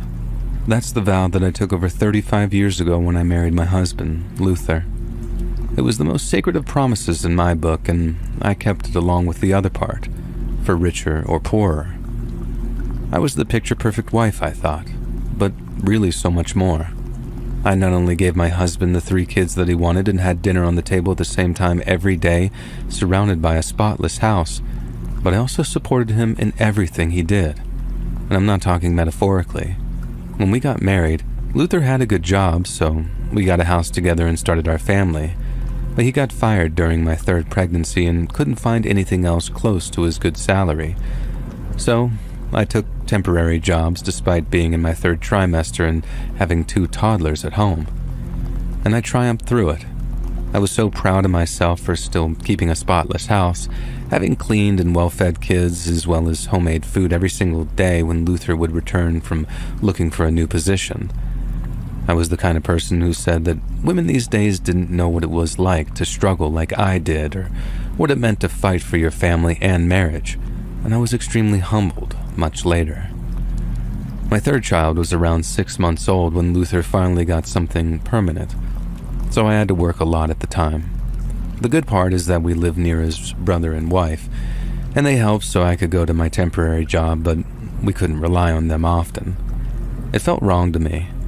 I was supposed to be handling my kids as the wife, and we both breathed a sigh of relief when Luther got a new job and I stopped temping to focus on housewife duties once more. For many years since then, I thought that we were the prime example of what marriage was supposed to look like. Our kids turned into adults and made their own families. Luther and I became empty nesters, but we were good. Until I got diagnosed with breast cancer. The change was almost immediate at that doctor's appointment. Luther went stiff, and I thought that he was scared of what could happen. But his stance was still reserved even when the doctor told us they had caught it early and it was highly treatable. I thought he needed some time too, I needed support, but finding out that I was sick most likely affected me more than anything else. In terms of the treatment, the doctors wanted to see how I reacted to chemo before they recommended surgery. Getting a mastectomy just felt so scary. I decided not to tell my kids for a while. They didn't live close by, and I felt my husband was more than enough support. It felt better to keep things from everyone until I recovered, and bad news should always come with some good news. Luther came to the first appointment and seemed worried and was pretty awesome. I believed that he had accepted the situation and was ready to stand by my side, but he avoided the next two. At the third appointment, another person getting treatment at the clinic told me something strange. I went online and looked that information up. Many women on forums said the same thing, and I couldn't believe it, but my intuition was telling me that it was true. Allegedly, husbands were very likely to leave their wives after a cancer diagnosis. I wanted to deny it. Luther would never do that. But when he missed other appointments and could barely look at me after my vomiting spells at home, I just knew. Women just know. It wasn't long before Luther left me with only a small note saying that he couldn't do this anymore because he hadn't signed up for that. I guess in sickness and in health only counted when he was the sick one. We had been fortunate health-wise for many years, but I had nursed him through colds, fevers, and everything else. He wasn't willing to help me in return after all those years of marriage. I debated telling the kids, but I just couldn't do it, even when the divorce papers arrived way too quickly. I began to think that he was preparing to leave me before my diagnosis. But divorce was only the tip of the iceberg. Luther wanted everything for himself. I went to my lawyer and discovered that our home, which was mostly bought using my money for the down payment, was in his name alone. Everything else was in his name too. I had one separate account, but it had almost nothing. I never knew that I would need to separate my money from my husband. He also wasn't answering my calls, and soon I saw his pictures with another woman on Facebook. I got sicker then, but I had no idea if that was my condition or the betrayal. I tried to call some other people. We had a small group of friends who were originally his buddies. I had become close with their wives. Not one of them answered either, and I got the hint. I was getting cut off completely, and Luther had already moved on, and therefore, they were moving on with him. I didn't think of calling his family either. My brother-in-law, Ronald, had always been nice to me, and his wife had a beautiful soul, but I thought that they would take his side. I was alone, and I most definitely didn't want to involve the kids while this situation was getting more complicated. I considered what to do for hours every day. My lawyer told me to fight because no judge in the world would allow this unfairness. He insisted on playing dirty and trying to find evidence of Luther cheating to take everything from him, but I didn't want a huge drawn-out fight either. It felt wrong. Not for him, but for me. I kept thinking that I should be the bigger person and let it go. Except I did find some evidence that Luther had cheated on me before. He had left in a hurry, and since we were still fighting for the division of assets, I was still in our house. I found old hotel receipts and gifts that weren't for me, vacations we didn't take together, the works. All dated after he had gotten that new job that led to his success. All my civility, love, and respect for him went out the door. I gave all those things to the lawyer, and he was sure that he would take him to the cleaners, but I had a different plan in mind. I didn't want to give Luther any excuse to call me the crazy ex-wife. It shouldn't matter, but I wanted to make him look as bad as possible. And the best way for that was to act the most pitiful possible. Because we were countersuing, we had several meetings with the judge, and each time I showed up looking worse and worse. My lawyer would be fighting for my rights, but when I was asked directly, I acted like a saint. I would lower my voice and say, "I want us to resolve things fairly and move on. I don't hold anything against my husband." Even Luther's lawyer was giving him dirty looks. It took a while, but my plan worked. The judge denied almost every demand Luther had, and I was given the house in full, along with part of the savings, retirements, etc. But later, I came to learn from other people that Luther had moved in with his new girlfriend. He made good money even after I won, and therefore he had a trophy girlfriend and was living the high life. I didn't like that either. One afternoon, I went to his office. I had a reason to be there as some papers needed his signature. I could have done it through our lawyers, but oh well. I dressed and looked just as pitiful as I did in front of the judge. The people in his office knew me, so they would definitely react. As I said, I was the picture-perfect wife. I was always put together. The looks I got when I walked in there were terrible, but they worked for my plan. They all probably knew that we had gotten divorced, but they most likely had no idea I was sick. And by then, I was already wearing a bandana on my head and using a face mask because the doctor had added more rounds of chemo before deciding if we would go through with surgery, and that helped the situation. Luther was furious when he saw me, but I told him that I just wanted to get this over with. He signed, and I left, but not before stopping to say hello to his assistant. She asked how I was doing, and I told her things were rough with my divorce and my sickness. I told her that chemo was more horrible than I had ever imagined, and I saw her face. It confirmed that Luther hadn't said a word. I knew that everyone in the office, hell, maybe even the whole building, would find out soon, and I didn't want to see the consequences. I just wanted as many people as possible to know what kind of person my ex-husband truly was. A while later, I went to my brother-in-law's house with a big box. I had some of Luther's things that I decided that I should take to Ronald. He was more shocked than anyone by my appearance, and he asked, "What's going on, Rose? Are you sick?" And I acted confused and said, "Yes, Ron, I have cancer. Didn't Luther tell you?" He left me because he couldn't handle it. This is the first time I said it in as many words to really anyone. Ron couldn't believe it. His wife, Wendy, was just as outraged, but I told them that I was better off, and I just wanted to give them his things and say goodbye in case I never saw them again. My former brother-in-law got angry at those words and said, "You can see us whenever you want. You're family." And I thanked him for the sentiment. But I also asked him to please not tell anyone because our kids didn't know, and I wanted to get better before I told them anything. Wendy wasn't happy about that. She told me that they should be here with me. What if something happened and they couldn't travel here fast enough? I told her I was doing so much better, and I would tell them soon. Still, she volunteered to help out. At first, Wendy came with me to my last appointments. She listened and comforted me when I cried because the doctor said chemo was doing well and I may not need surgery. At home, she cooked for me and told me more about my ex. When Luther told them about our divorce, he had just said that we had drifted apart, which I already suspected. They hadn't seen him much since he got a new girlfriend, and Wendy didn't want to meet her either. She felt disgusted because he was dating a much younger girl. I didn't care, but it was nice to know after all these months alone and sick that I wasn't alone. I should have known, though, that Wendy wouldn't keep this a secret much longer. That one appearance at Luther's work and Wendy's friends made sure that people knew the kind of person my ex was. She told everyone who would listen. We didn't live in a small town, but we were known in the area. People talk, and they judge. It felt like my small revenge, if you will, was complete. I was finally ready to put things to rest, call my kids, explain everything, apologize, and ask them to visit if they could. I never imagined that I would see Luther before I could call them. It happened after what was supposed to be my last round of chemo for quite some time. Even with the anti-nausea meds, I was still breathing hard, trying not to vomit when my ex came in.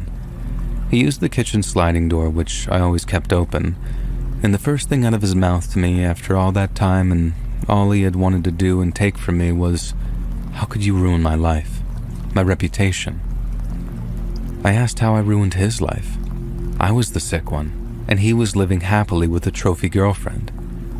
He said she had left him, and that certainly wasn't my fault. Luther asked why I just didn't stay quiet and act like the good wife I always was and divorce him without issues. And he said, "No, you had to act like a martyr and get everyone on your side." I didn't say anything, but he saw my face. He saw that I found him ridiculous, and that's when I noticed a side of him that I didn't know existed. After the diagnosis, the cheating, and the divorce, I realized my husband was a complete coward, absolutely dependent on me for everything. I would bet my life that it wasn't just his ruined reputation that drove the trophy girlfriend away. He probably treated her like his maid too, and that's not what young girlies want with some sort of sugar daddy. But I thought being a coward just made him weak and spineless. I didn't think violence was in his nature. Luther exploded when he saw that my lips lifted at his accusations. After hurling the worst things you can say to a person, I saw his hands going straight for my throat, and I thought, this is how it ends. Except Wendy, my savior, opened the door and everything stopped. Behind her were my 3 kids with their spouses and grandkids. She did that. She brought them to me at the best moment possible. I didn't say much about my kids before. I had 2 boys and 1 girl. My eldest, Anthony, saw his father's hands in the air and understood the implications right away. Luther had touched me, so Anthony and his brother Walter grabbed and threw him out of the house. The women and the kids came inside to stay safe and protect me, and I told them I was fine except I had to run to the bathroom for a while. I was sure that vomiting had more to do with what could have happened than my treatment. My ex-husband went away, and everyone around us cut contact with him for good. I got some grief from my kids about keeping basically almost a year of my life a secret from them, but I was sick, so they couldn't do much. When the doctor officially told me that I was in remission, my daughter, Anna, demanded that I move in with her, and I did. It was just better to be closer to them. I've been happier in these past years than I ever was being married. I no longer judge women or anyone who doesn't want to settle down. Marriage is not for everyone. Make your life what you will and make sure to surround yourself with people that you love and trust. It's often hard to know what that'll be, but you need them. Telling Ronald and Wendy the truth was the best thing I did at that time, and I'll forever be grateful for her spilling the beans to my kids, as it seemed, to save my life.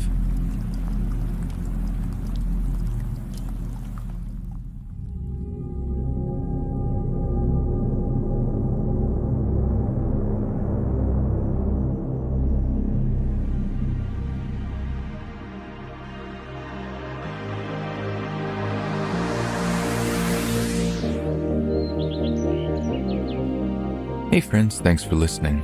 Click that notification bell to be alerted of all future narrations.